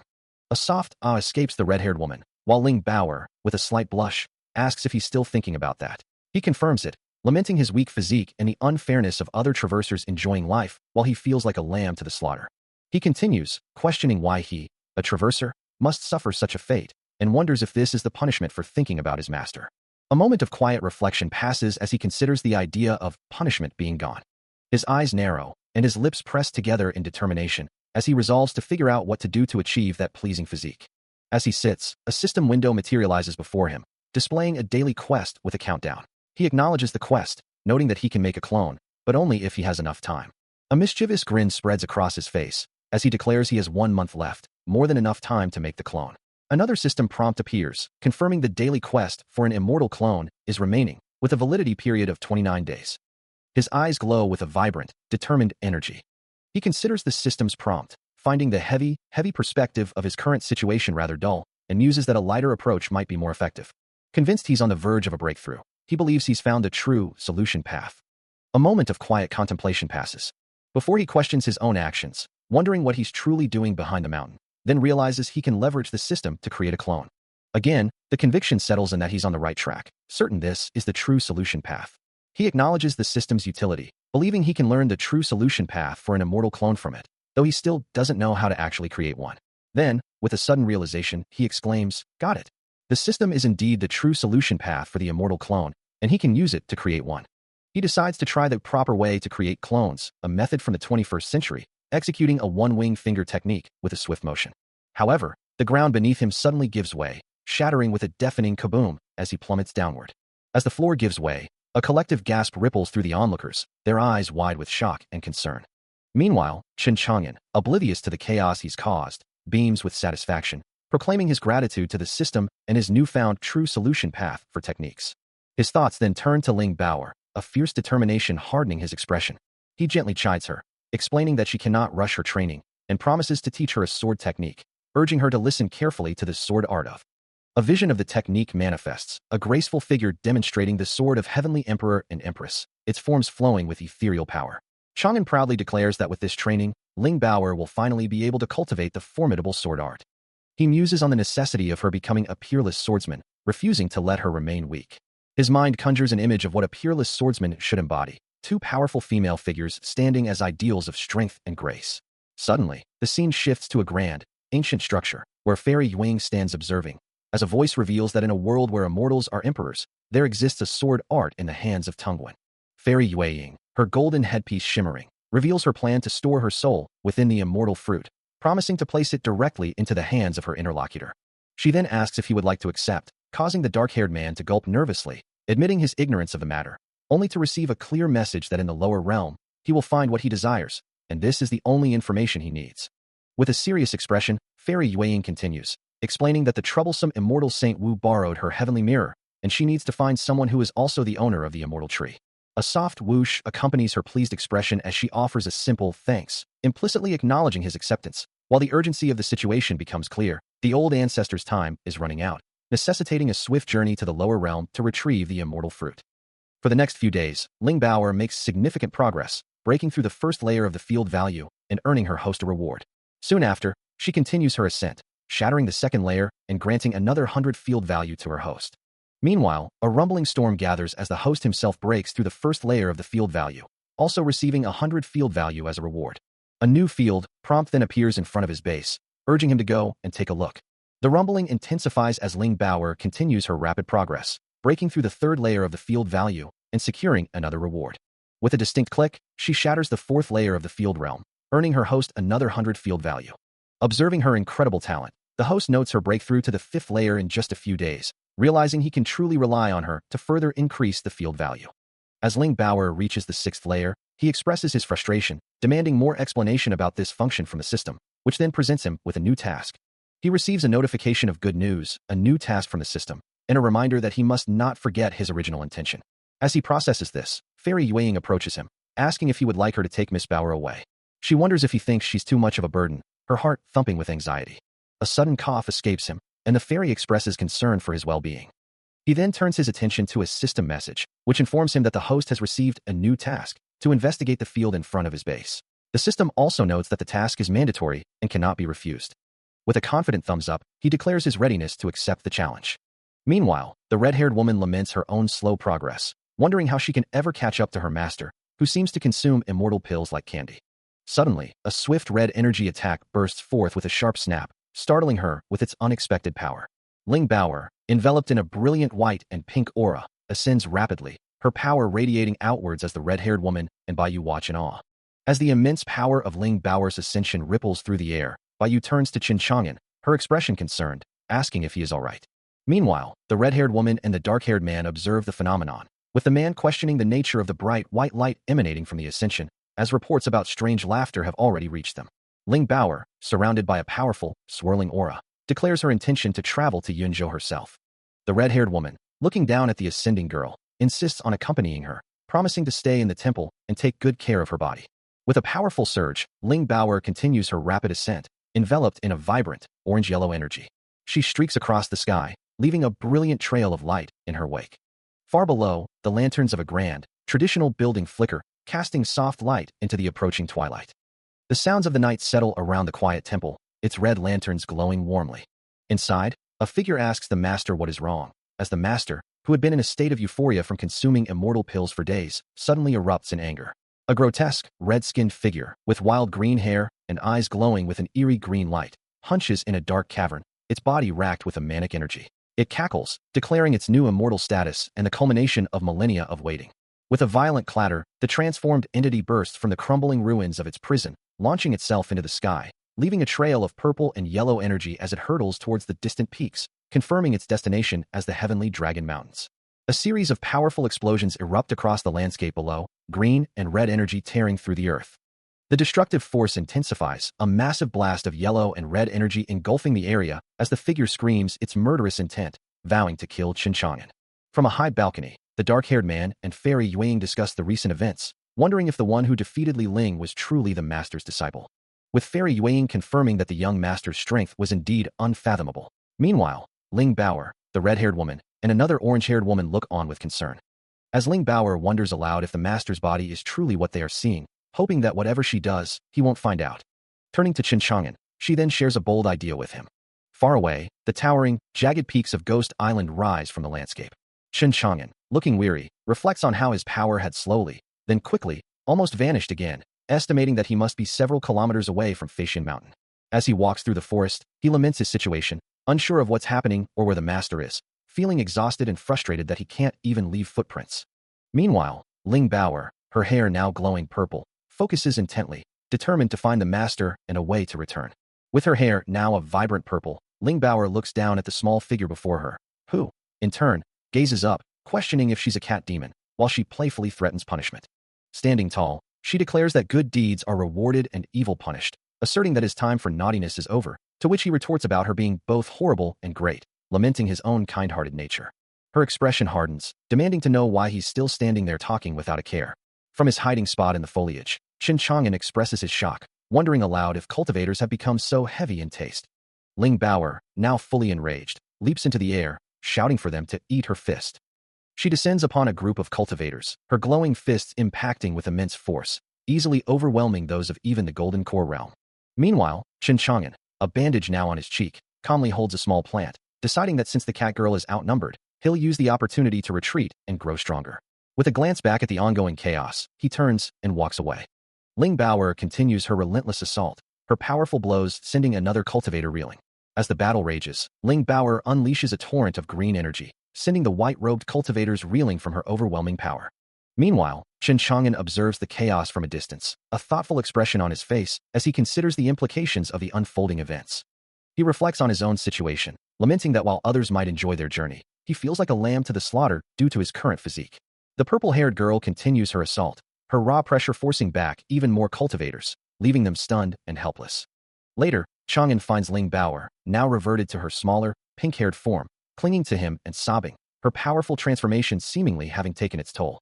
He looks on with a serious expression, knowing he must find a way to help her grow stronger.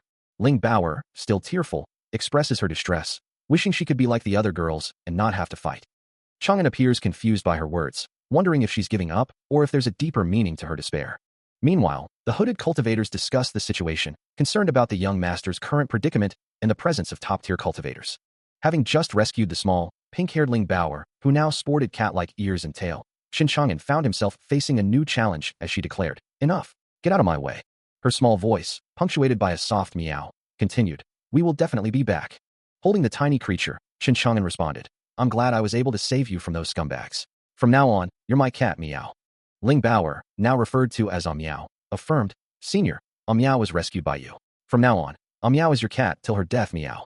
He, however, had no intention of taking her on for the time being.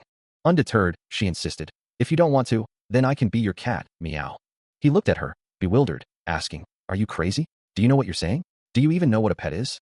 With unwavering resolve, she declared, "I'll do whatever you want."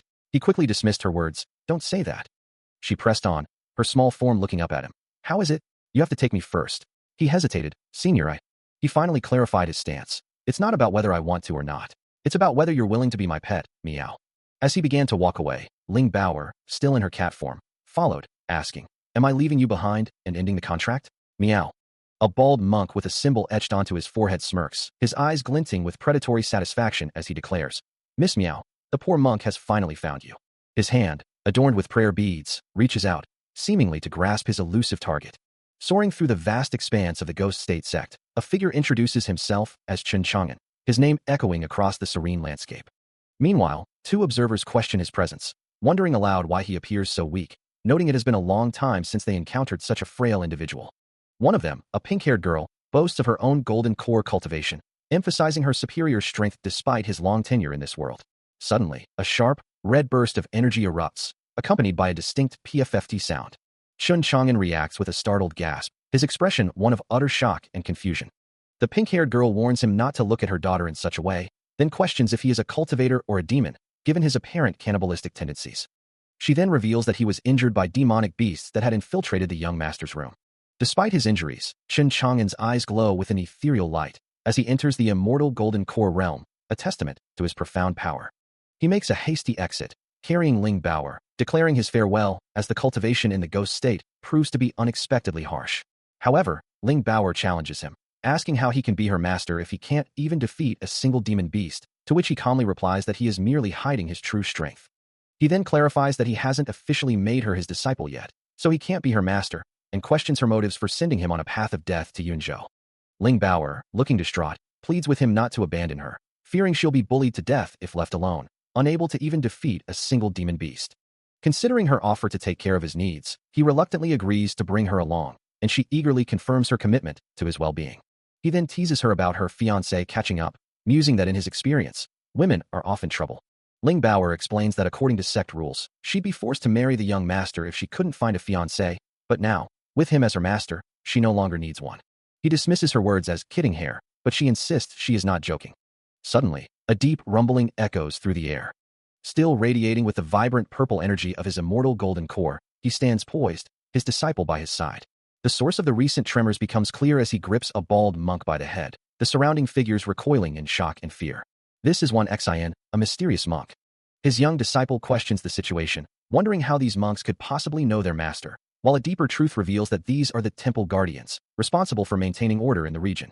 Addressing one Xian and the other monks, he asserts his presence, reminding them of the path they must now take. His disciple, however, remains skeptical, her expression a mix of confusion and concern. She continues to press him, her voice filled with apprehension, as he gestures with an open palm. With a decisive tone, he instructs one Xian to lead the way, indicating a new direction for their journey. His disciple watches him go, a thoughtful, almost resigned look on her face. A system interface flickers into view, displaying a partial message, detected the reincarnated son of, alongside various test content entries.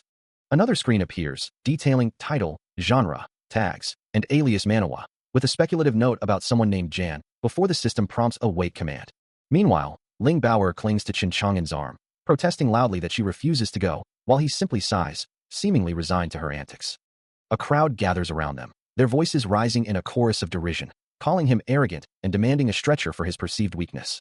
One man, his eyes glowing with a fierce red light, sneers, referring to Chen Chang'an as a little golden goose. He continues his taunts, declaring that there is no place for him to speak, and ordering him to roll. Ling Bauer, worried, questions Chen Chang'an's actions, fearing he'll be badly beaten if he doesn't have money, asking what he compares to a dog. He turns to her, a slight annoyance on his face, and asks if she wants him to pay for it, before confidently stating that in his eyes, they are nothing more than ants. The crowd erupts in laughter, one man proudly proclaiming them arrogant white people, and others gossiping about someone being the prince's son.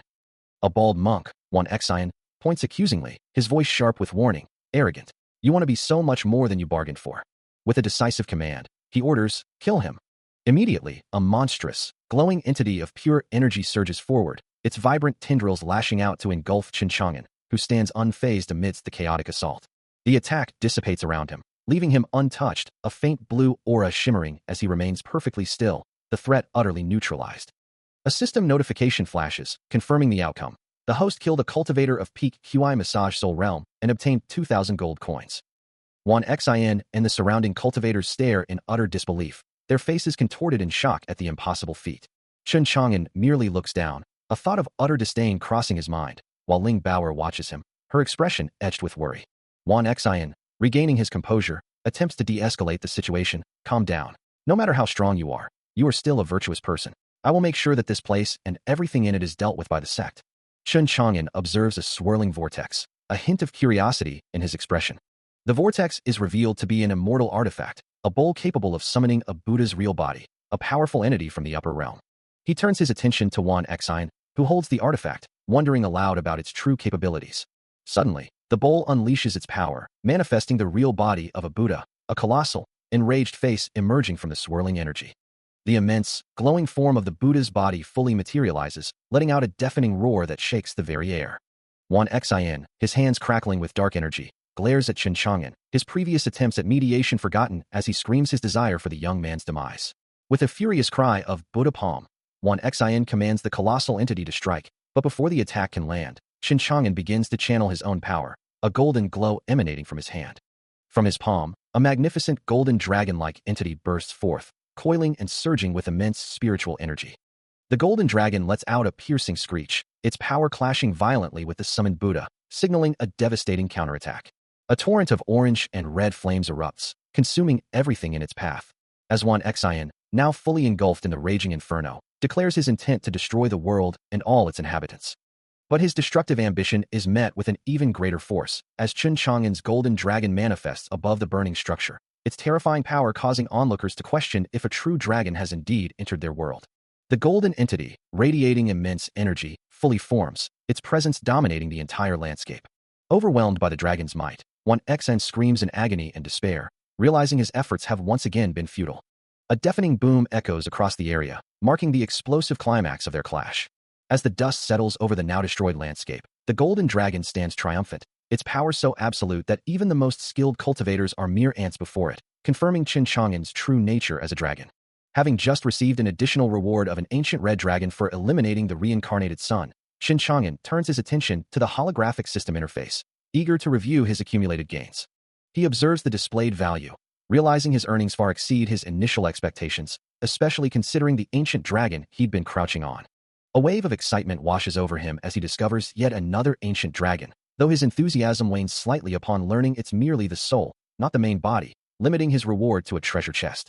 Turning to Ling Baoer, he asks if she would do him a favor, now that he has resolved her most significant problem. Back inside, he consults the system once more, his expression growing serious as he notes the not very good situation. A concerned Baoer quickly echoes. Her eyes wide with apprehension, she repeats his words, clearly troubled by the unknown implications. As they walk away from the building, Qin Chang'an questions her subdued demeanor, to which she simply responds with his name, still lost in thought. Bai Yu, her white robes flowing, looks to the fox-eared girl beside her, asking if he is truly gone. Meanwhile, Ling Baoer, her pink hair in twin buns, fumes with frustration, declaring that next time it will be her turn, and she will never let him steal from her again, a thought echoing her fierce determination. The fox-eared girl, however, looks away with a sigh, muttering that she doesn't know if she can go on, realizing they have to clean up before their master returns. Suddenly, dark, swirling energy erupts into the sky, streaked with ominous blue lightning. The chaotic power coalesces, forming the shadowy, monstrous visage of a dragon, its form crackling with destructive force. Ling Baoer and the fox-eared girl look up in alarm, the latter sensing an immense pressure and admitting her fear, realizing the gravity of the situation. As the dragon's form solidifies, a colossal, ornate blade descends from the heavens, shattering the sky with its sheer weight and power, a chilling sign of what is to come. Below, a mustached elder, surrounded by a blue aura, nods in grim satisfaction, commenting on the situation and expressing disappointment that old man Liang Jingyu has fallen again, calling it a shame. He then suggests they go find the individual hiding in the forest, as the bald monk beside him agrees, adding that the elders of the 6 orders will have to pay a price for helping him. As the previous magical phenomenon subsided, Qin Chang'an found himself amidst a flurry of ice shards, a soft escaping him as he registered the lingering energy. He gazed upwards, his eyes tracing the faint magical trails that stretched across the vast, open sky, a silent question hanging in the air. Meanwhile, in a different location, a white-haired fox-eared girl gasped, her voice trembling as she asked, "What is that? It's so terrifying." Her green eyes wide with concern, she pondered the implications, wondering if the power they sensed was truly endless. Ling Baoer, alongside her companions, then declared, "Now that the heavenly demon ancient fox sect has been handed to Senior, it's time we find the Senior." Far away, a colossal, shadowy dragon-like entity, wreathed in vibrant purple energy, descended from the heavens, its power radiating across the land. From the ominous red sky, countless glowing red arrows shot upwards, their fiery trails marking a path of destruction. Below, a grand, dark building stood silhouetted against the crimson horizon, bathed in the eerie glow of the unfolding catastrophe. Then, a demonic figure with glowing red eyes emerged, its voice booming across the desolate landscape. "This is what the whole world fears, right? Stinker Qin Chang'an, get the fuck out here." The monstrous demonic figure unleashes a terrifying roar, its multiple eyes burning with malevolent intent. Meanwhile, Ling Baoer, startled, questions who dared to interfere, while the demonic figure, enraged, vows to eliminate the hooligan in its path. Its crimson eyes glow brighter, and a clawed hand surges with dark power, ready to strike. The demonic entity unleashes a torrent of swirling red energy, engulfing Ling Baoer completely. The young woman is consumed by the violent magical storm. As the evil spirit flow from her own body surges uncontrollably, a golden aura erupts around her, a power she has never felt before. With a defiant cry, her eyes now glowing red, she unleashes a powerful burst of golden energy, forcing the demonic figure back in shock. The demon, momentarily stunned, quickly recovers, boasting of its immortal body and threatening to sacrifice her to become the true evil dragon of the 9 heavens. Ling Baoer, her body now seemingly out of control, retaliates with a golden sword, her red eyes blazing as she strikes the surprised demon. With a surge of golden energy, Ling Baoer leaps into the air, her new power coursing through her as she claims the golden sword, declaring it hers. Bringing the blade down with furious intent, she strikes the demonic figure, who cries out in frustration as the impact sends shockwaves through the air. But the demon quickly recovers, asserting his dominance over the very energy of the evil dragon cauldron, leaving Ling Baoer stunned and questioning what is happening as he warns her that she cannot take his power. He closes in, gripping her tightly, forcing a painful cough from her as his power overwhelms her. Suddenly, a crimson blast of energy streaks through the air, striking the demonic figure from behind and forcing him to release his grip. The demon recoils, surprised by the sneak attack, as the red-haired woman taunts him, calling him old guy, Kaka, revealing her presence. As if on cue, a flurry of powerful female cultivators, including the white-haired woman, the blonde woman, Bai Yu, and Fairy Yueying, converge on the demonic figure, surrounding him in a dazzling display of combined might. Despite being outnumbered, the demonic figure's eyes glow with malevolent intent, vowing to teach them the true meaning of an attack. Meanwhile, Ling Bauer, her own eyes now glowing with an intense red light, and a golden aura still radiating from her, prepares to re-enter the fray, her resolve hardened. Still glowing with a golden aura, Ling Bauer watches as the demonic figure, his eyes burning crimson, declares his intent to consume her, then Chen Chang'an. With a surge of dark power, the demon launches a devastating, red energy-infused attack. Meanwhile, the white-haired woman, her fox ears twitching, rallies her fellow cultivators, urging them to gather their strength. Her gaze sharp and resolute, she commands the demonic entity to retreat. Yet, it is Ling Bauer who stands victorious, her eyes now glowing red as she hovers over the defeated demon, her voice echoing his own chilling words. Master Chen Chang'an, I will eat him and his body to get stronger. Elsewhere, a stern-faced man with a dark mustache observes the unfolding chaos, lamenting the carelessness that allowed the green-haired evil ghost to spread his destructive reputation across the land, turning every place he passed into purgatory. Back in the fray, the demonic figure's face contorts in pure fury, his eyes burning with renewed intensity as he roars. He is the devil from hell. The white-haired woman, still with her allies, emphasizes the dire situation, stating that they must find a way to stop him, or the entire world will be destroyed. Leading the charge, she sprints forward with the other cultivators, calling out for aid from the 9 swords against such powerful enemies. Even in defeat, the demonic figure's thoughts are consumed by the green-haired evil ghost, a power so immense that once it reaches the immortal level, all will be forced to pay homage. His form, still racked with the lingering red energy of his own power, remains pinned. A grimace of pain and disbelief twists his features, the defeat clearly weighing heavily upon him. Meanwhile, the red-haired woman, her fox ears twitching with concern, finds her spirit sense utterly useless in this chaotic environment. Not far away, Chen Chang'an lies motionless on the ground, as if suppressed by unseen forces, a voice explaining that beyond the green-haired evil ghost, other malevolent spirits also hold these people captive. The green-haired evil ghost itself, however, abandoned the fight midway. The demonic figure, eyes blazing with renewed fury, roars internally, unable to comprehend how he, the great elder of the evil dragon cavern, could be defeated by a mere junior, while the external voice confirms his opponent is undoubtedly the continent's strongest slayer. His clawed feet, still radiating a malevolent aura, emphasize his monstrous nature. Then, with a decisive humph, a human foot presses down firmly on his defeated hand. Bound and humiliated, the demonic figure's glowing red eyes fixate on the distance, a mocking thought echoing in his mind. Chen Chang'an still hasn't emerged, even after all this time. Still defeated and prone, the demonic figure looks up with a mixture of fear and resentment as the white-haired woman approaches, her form casting a long shadow over him. Her elegant white robes flow around her, contrasting sharply with his monstrous, clawed feet, a stark visual of their power disparity. A demonic figure, his red skin glowing faintly, holds the white-haired woman captive, asserting that the creatures here are weak and only know how to run, wondering if this is all Chen Chang'an's trick. The white-haired woman, however, seems to be in despair, lamenting that he said he'd be afraid of her and she doesn't dare to meet him head-on, while the demonic figure declares his knowledge of Chen Chang'an's presence and his intent to ensure he doesn't escape. Suddenly, the red-haired woman reaches out, pleading with her not to go, trying to pull her away from the demonic influence. She holds the white-haired woman tightly, revealing that a celestial immortal of the Fox sect has surrendered to Senior, but the white-haired woman vehemently refuses, declaring she'd rather die than betray her Senior. Struggling against the red-haired woman's grip, she demands to be let go. She offers a compromise, stating that the red-haired woman can let her go and doesn't have to get her a new body, as she will simply find another soul eater. The demonic figure watches the exchange, letting out a dismissive humph as the white-haired woman turns her gaze away, her fate still uncertain. The demonic figure's voice cuts through the air, accusing her of trickery and demanding she open her mouth.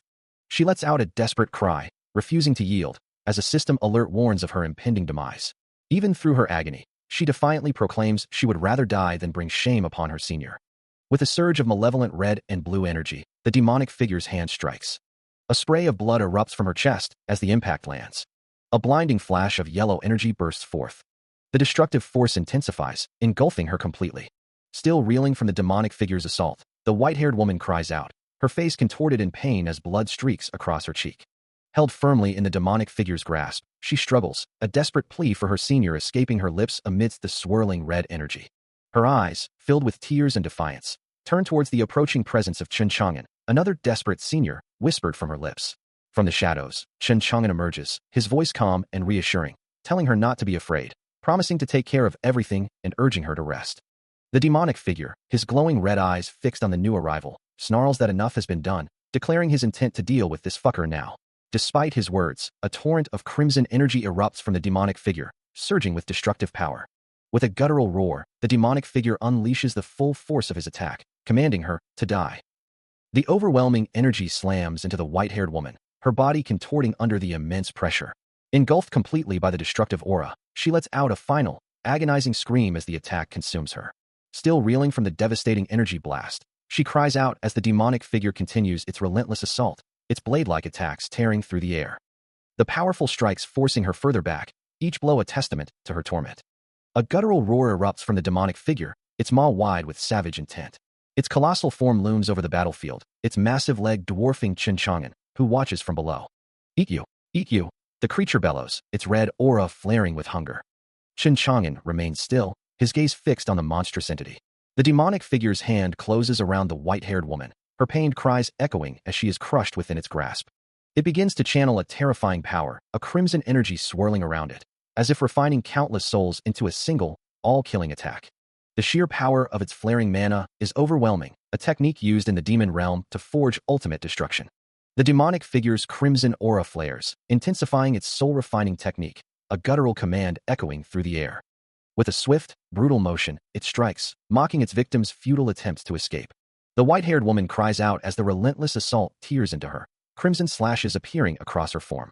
Each strike draws more blood, her pained cries echoing as the demonic energy consumes her. From a distance, Chen Chang'an and the blonde woman watch the horrifying display, the latter murmuring about the demonic figure's sheer malevolence. The technique's influence spreads, a verdant landscape now tainted by swirling red particles, a testament to its consuming power.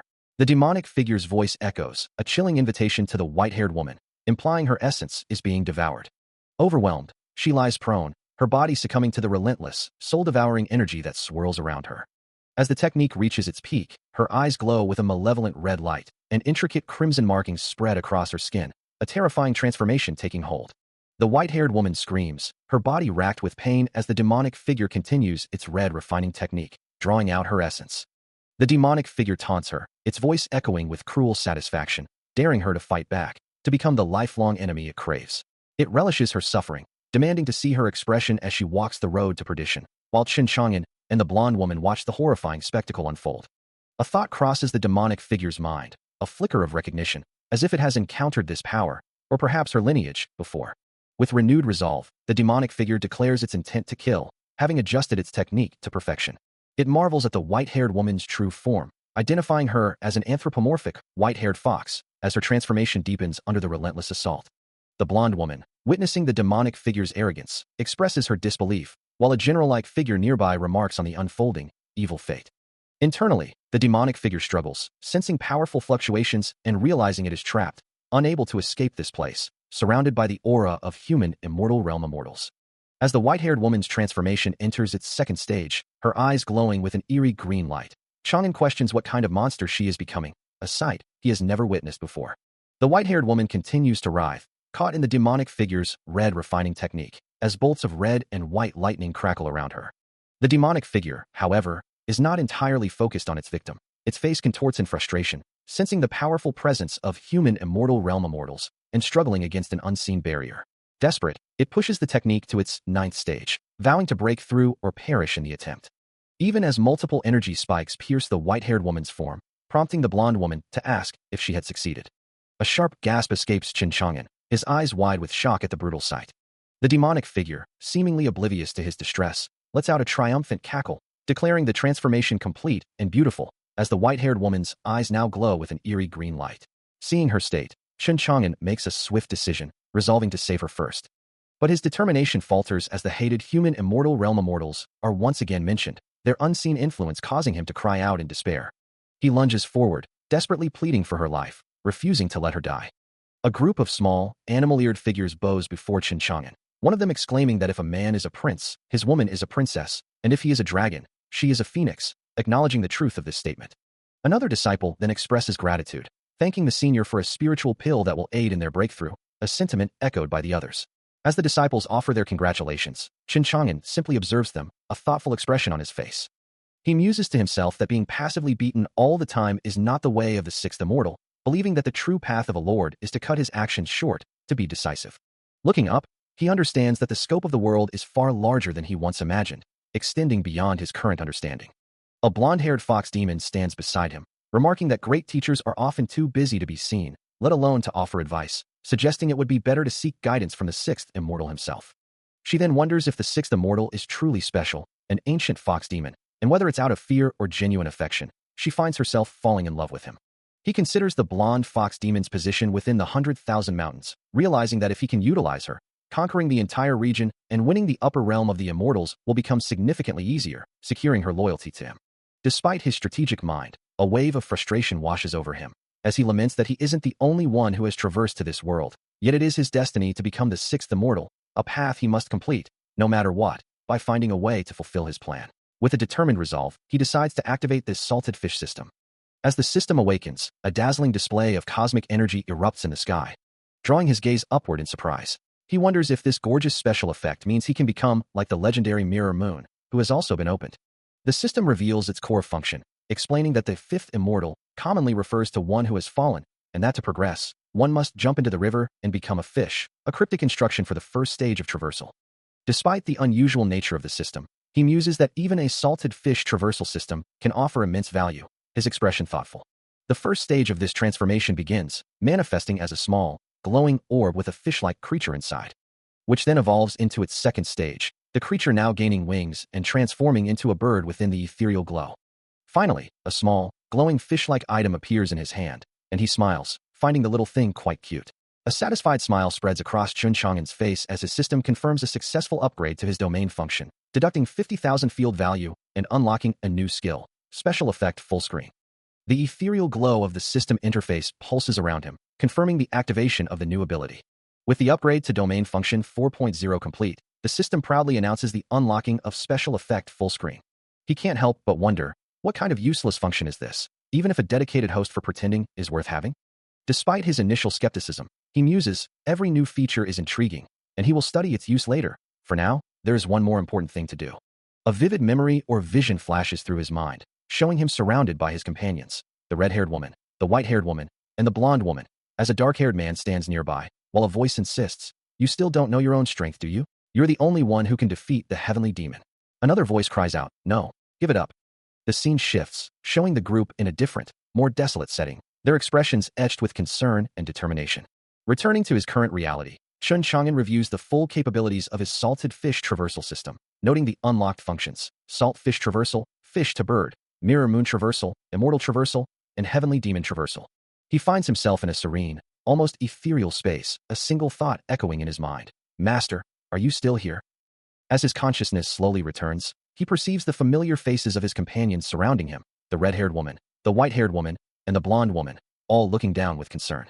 Still disoriented, he hears the red-haired woman's voice, her words a gentle reassurance. "You can continue to sleep." But the blonde woman's voice cuts through the haze, urging him to awaken. "Oh, you wake up?" While the white-haired woman adds, "Exactly. It's time to send him to the heavenly demon arena to inspire everyone." A dark-haired man and woman also stand nearby, observing. He slowly sits up, his mind still reeling, a flurry of questions forming in his thoughts. What's the situation? Didn't I go to the foe with catfish? Besides, why do I feel so dizzy when I open my eyes? What about Meow? The blonde woman, with a knowing smile, offers a cryptic response. Some kind of competition, you should go and have some fun. Now fully conscious, he finds himself seated in a luxurious, open-air carriage, traveling with all his companions and the two new figures, the scenery rushing past. He gazes out, his expression thoughtful, taking in the passing landscape. The carriage approaches a colossal structure, a grand arena bustling with activity, a banner proclaiming, "Welcome to the largest Great Chaos Tournament." The competition is about to begin, and the rewards are for the strongest.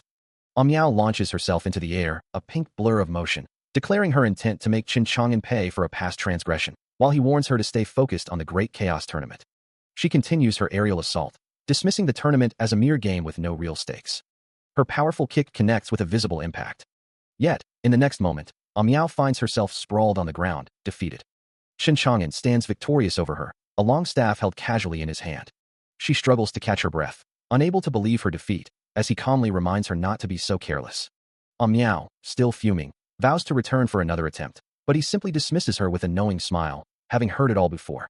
The Heavenly Emperor, known throughout the world for his undefeated record, is a figure many fear, causing them to shy away from competition. He then turns to Miao, chiding her for her recklessness, while the blonde woman beside him notes that few female cultivators dare to challenge him. Miao, still protesting her defeat, struggles as Chen Chang'an playfully holds her by the head, telling him to let go of her hair. He holds the struggling girl firmly, her protests echoing as she tries to break free. She laments her fate, wondering why other traversers enjoy life while she's constantly in peril because of her physique, and questions if she's truly a lamb to the slaughter. With a sigh, he thinks about how troublesome she is, wishing she would just calm down, as she's sent flying through the air with a shriek. He declares that it's not a game anymore, and they need to move on, muttering about her being too big for her britches and needing to leave. Meanwhile, a striking figure named Jing Romeng, the master of the Heavenly Sword sect, stands with an air of quiet power. She asks if he can leave, her gaze direct and unwavering. He holds up a card, surprised by the invitation, realizing the competition is about to begin and everyone is waiting for him. Ling Bauer, now composed, suggests that with a little effort, they can bring home the first prize, while the blonde woman smiles beside her, and he acknowledges her words, noting that the Heavenly Emperor's tournament is indeed a good place to earn money. As they observe the gathering, he notes the presence of the heavenly demon Li Xiao and the demonic figure, realizing that many powerful individuals have arrived for the event. A blonde woman, confident in her abilities, muses on the upcoming competition, declaring herself the top male god of the ghost state and asserting that she cannot lose. Meanwhile, a red-haired man observes the unfolding events with a smirk, content to let others vie for strength in the background while he peacefully enjoys the spectacle. As the various participants reveal their intentions, Chen Chang'an, deep in thought, considers a drastic solution, wondering if he should simply eliminate these two rivals now, a thought that prompts a surprised reaction from his system. A fierce warrior, her dark hair flowing behind her, carves through a group of opponents with a glowing sword, her movements a blur of deadly grace. Meanwhile, in a lavish chamber, a group of cultivators reacts with shock and dismay, as one exclaims, "Don't tell me," while another cries out, "Oh no," and a third adds, "I told you so." The panic escalates as a voice wails, "Ah, who will stop me?" "Ah," followed by a more subdued, "But I don't want to marry." Chen Chang'an, observing the scene with a slight TSK of disapproval, challenges his companions. "You really think you can defeat me with just these few people?" He continues, his tone dismissive. "Who is rich enough to buy BRS Manhwa? How can those poor people compare?" Another voice, likely the red-haired woman, chimes in. "Look at her delicate skin and tender meat. Come on, you must recognize your master." Chang'an, however, simply retorts, "Your mouth is so hard, don't you know how to live?" Hump, that little girl was the first time, so she was not the opponent of the opponent of the opponent. With a sudden surge of power, Chen Chang'an prepares a formidable technique, his hands glowing brightly as he declares, "Hold Kunlun in both hands." Elsewhere, the dark-haired swordswoman stands enveloped in a brilliant, golden aura, her power radiating outwards. Having had enough of the petty squabbles, Jing Rumeng unleashes a torrent of swirling water and ice, sweeping away her opponents. The raw power of her technique expands, crystallizing the very air around her. Finally, the immense energy culminates in a massive, explosive burst that shatters the battlefield. Meanwhile, Chen Chang'an and his companions watch the display with wide eyes, a faint glow emanating from his hand as he observes the aftermath. Jing Rumeng, her gaze firm, acknowledges the unexpected strength of her opponent, but her resolve remains unshaken as she declares her intent. Having secured her victory in the martial arts tournament, she reveals the prize, her liberty to journey to the visceral abyss, where Kunlun will choose her dual cultivation partner. Her eyes lock onto Chen Chang'an, a silent understanding passing between them. With unwavering conviction, Jing Rumeng declares her choice. As if on cue, Chen Chang'an points a finger, sending the blonde woman reeling backward in shock. He stares at the small, dark object in the unseen hand, a sudden realization dawning on him, while another man nearby exclaims in awe. The blonde woman, still reeling from his earlier display of power, coughs delicately, then declares with unexpected fervor that he is perfect, and she wants to marry him. Both the blonde woman and Ling Bauer recoil in utter shock, their faces contorted in disbelief at the sudden proposal. Surrounded by a throng of eager women, Chen Chang'an, with a determined expression, vows to protect them from the clutches of these witches. A sigh of relief escapes him. Later, sitting alone on a lavish bed, he ponders how things could have possibly spiraled to this point. As he reviews the rules, he learns that the Kunlun Martial Arts Tournament is a grand event held every 3 years, where the winner gets to choose a dual cultivation partner from the visceral abyss, a place where the most powerful cultivators are gathered. Exasperated, he laments that the tournament is a reality show, not a blind date, even as his system detects his cool, calm, and collected state, granting him 1,000 mana. Meanwhile, Jing Rumeng, accompanied by the red-haired man, also observes the information, wondering about the situation. They learn that the Zhang family is strong in Kunlun, with their young master, Zhang Yunqi, being the most powerful and a 3-time winner, making him the show's main event. As Chun Chang'an and his companions journey toward Kunlun Mountain, they encounter a group of cultivators also making their way to the tournament. During their travels, Chun Chang'an gathers a wealth of information about the Kunlun martial arts tournament from this new group. Among the crucial details, he learns that the winner of the Kunlun martial arts tournament earns the right to choose a dual cultivation partner from the mysterious visceral abyss, a rule that profoundly shapes the event. Meanwhile, Jing Rumung, also en route to Kunlun Mountain, meticulously reviews the same tournament rules, her thoughts turning to the visceral abyss, a legendary gathering place for the world's most powerful cultivators. She recalls a past incident where she tried to defend someone, but he was already gone, and in the end, her own dual cultivation partner was chosen by the visceral abyss, forcing her to comply. The red-haired man, also traveling to Kunlun Mountain, pores over the tournament regulations, having only heard whispers and rumors about the visceral abyss until now. Chun Chang'an, deep in thought, wonders about the implications of this rule, his mind drifting to Jiang Xianshi and what her future might hold in such a system. The blonde woman, contemplating the same rules, muses whether the dual cultivation partner chosen by the visceral abyss is always the most beautiful woman in the world, as a system message flashes, assigning her a temporary task to obtain the final score. Chun Chang'an receives multiple system notifications, detailing the Kunlun mission. The winner of the Kunlun martial arts tournament can choose a dual cultivation partner from the visceral abyss, with significant reputation point rewards or penalties, leaving him with a surprised, as he's prompted to accept the mission. As the system's words echoed, Chun Chang'an felt a surge of disbelief, questioning why he, a traverser, was constantly subjected to such perilous missions while others enjoyed their lives. He lamented his physique, which seemed to condemn him to be a lamb to the slaughter, as the system continued to outline the mission's terms, a mandatory participation in the Kunlun martial arts tournament, with the winner gaining the right to choose a dual cultivation partner from the visceral abyss. The night passed, and the next step was to wait for a certain girl to come for a detailed talk. As the morning light broke over the rooftops with the crow of a rooster. Still reeling from the system's decree, Chun Chang'an felt a profound sense of dread, realizing the girl mentioned could only be Jiang Xianshi, and that she was to be released as a prisoner. He stretched out a hand in desperation, wondering if he was truly meant to be a hero, or if he was simply a pawn in a larger game, destined to be sacrificed. Suddenly, Ling Bao'er and Jiang Xianshi appeared, finding him in a dazed state, with Bao'er exclaiming that he was finally out of it. Bao'er, holding up a stop sign, seemed to be trying to prevent him from doing something rash, while Jiang Xianshi looked on with concern.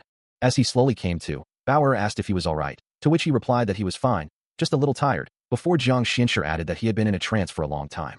Bao'er then questioned if he had been thinking about the Kunlun martial arts tournament. Chun Chang'an's eyes blazed with frustration, a voice echoing in his mind. You an average guy? Next time, if you dare to mention my name, I'll make sure you regret everything.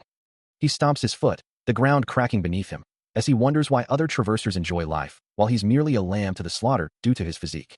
His frustration mounts, questioning the narrow-mindedness of those who try to kill him just for being a little stronger, before deciding to go out and eat, too hungry to make it home. A sudden realization hits him as he looks at a massive, ancient barrier, noting that it seems to be on the verge of breaking.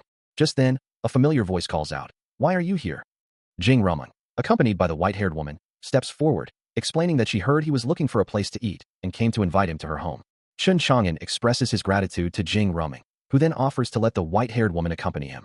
As the white-haired woman looks on, a voice questions her identity, recognizing her as the ancient fox demon, still alive, and wondering how this could be. Jing Rumung, asserting her will, declares that if the elders bring their daughters, she sees no reason why she shouldn't bring him along, ensuring they are evenly matched and no one feels out of place. Dismissing any further discussion, she simply urges him to come with her. As they walk, Jing Rumung instructs Chun Chang'an not to stray too far, and after he agrees, she suggests he call her Mimi, while the ancient fox demon trails behind them. Their journey continues aboard a magnificent flying ship, soaring gracefully over a landscape of towering, ancient rock formations. Inside, the ancient fox demon, a known traverser and glutton, devours her meal with an insatiable appetite, constantly hungry, as Chun Chang'an observes. Jing Rumung watches her, inquiring if she enjoyed herself the previous night, while an old man named Fuchuan expresses concern, believing it's still too early for the ancient fox demon, who has yet to reach the peak of the golden core. Standing together, Jing Rumung remarks to Chun Chang'an that the husband and wife are grateful to her. Jing Rumung then presses the ancient fox demon, asking if she still can't let go of something, to which the demon cryptically replies that one day, she will understand. Reflecting on the benefits of cultivation, Chun Chang'an realizes this period has been an invaluable opportunity to recover his strength, his body now fully prepared for new, powerful spells. Jing Rumung, her expression firm, reiterates her request for him to call her Mimi, a term of endearment she believes is fitting for their journey together. As the flying ship cuts through the clouds, carrying them across the vast Xuanwu continent, Chun Chang'an, though still recovering, finds himself contemplating the sheer scale of their world, while the ancient fox demon, ever the pragmatist, reminds him that this journey is far from over. An old man, observing the ancient fox demon, expresses concern that she hasn't yet reached the golden core peak, a crucial stage for her cultivation, implying a deeper understanding of her unique circumstances. Jing Rumong, however, dismisses the old man's worries, confidently stating that the ancient fox demon's path is her own, and she will reach her peak when the time is right, regardless of external pressures. She then turns her attention back to Chen Chang'an, reminding him that their current situation is a blessing, a chance to enjoy life, and that he shouldn't dwell on past troubles. The ancient fox demon, listening intently, acknowledges Jing Ruming's words, but her gaze drifts, hinting at a deeper, unspoken longing that still weighs on her heart. Chen Chang'an, observing the subtle exchange, reflects on his own past, acknowledging the lingering attachments he still holds from his previous life, a sentiment he shares with the ancient fox demon. Jing Ruming, sensing his introspection, gently reminds him that while the past holds its lessons, the present offers new opportunities for growth and happiness. With a knowing smirk, Chen Chang'an finally concedes, addressing Jing Ruming as Madam, a playful acknowledgement of her persistence and his growing comfort with their dynamic. He struggles, a golden energy flaring around his arm as he pushes against an unseen force, while Jing Ruming, ever vigilant, prepares to intervene. Despite his efforts, the force proves too great, sending him tumbling backward through the air, a cry of surprise escaping his lips. Before he can hit the ground, Jing Ruming swiftly moves, her hand glowing faintly as she catches him with practiced ease, preventing his fall. Elsewhere, a chilling declaration echoes, as Li Zhao's crimson eyes gleam with dark intent, his voice a low growl, demanding that his enemies be utterly drained. The vast, cloud-shrouded peaks of the Xuanwu continent stretch endlessly below, a majestic flying ship navigating the ethereal expanse. While in another moment, the red-haired woman moves with fierce determination, her form a blur of motion as she unleashes a powerful attack. Back on the flying ship, Chen Chang'an ponders the situation, muttering about the difficulty of completing tasks and the need for qualifications, while Jing Ruming listens intently. He continues, expressing his frustration with the system, as Jing Ruming offers a thoughtful response, suggesting a path forward. Still lamenting his fate, Chen Chang'an complains about the unfairness of his situation, questioning why other traversers enjoy life, while his physique condemns him to be a lamb for slaughter.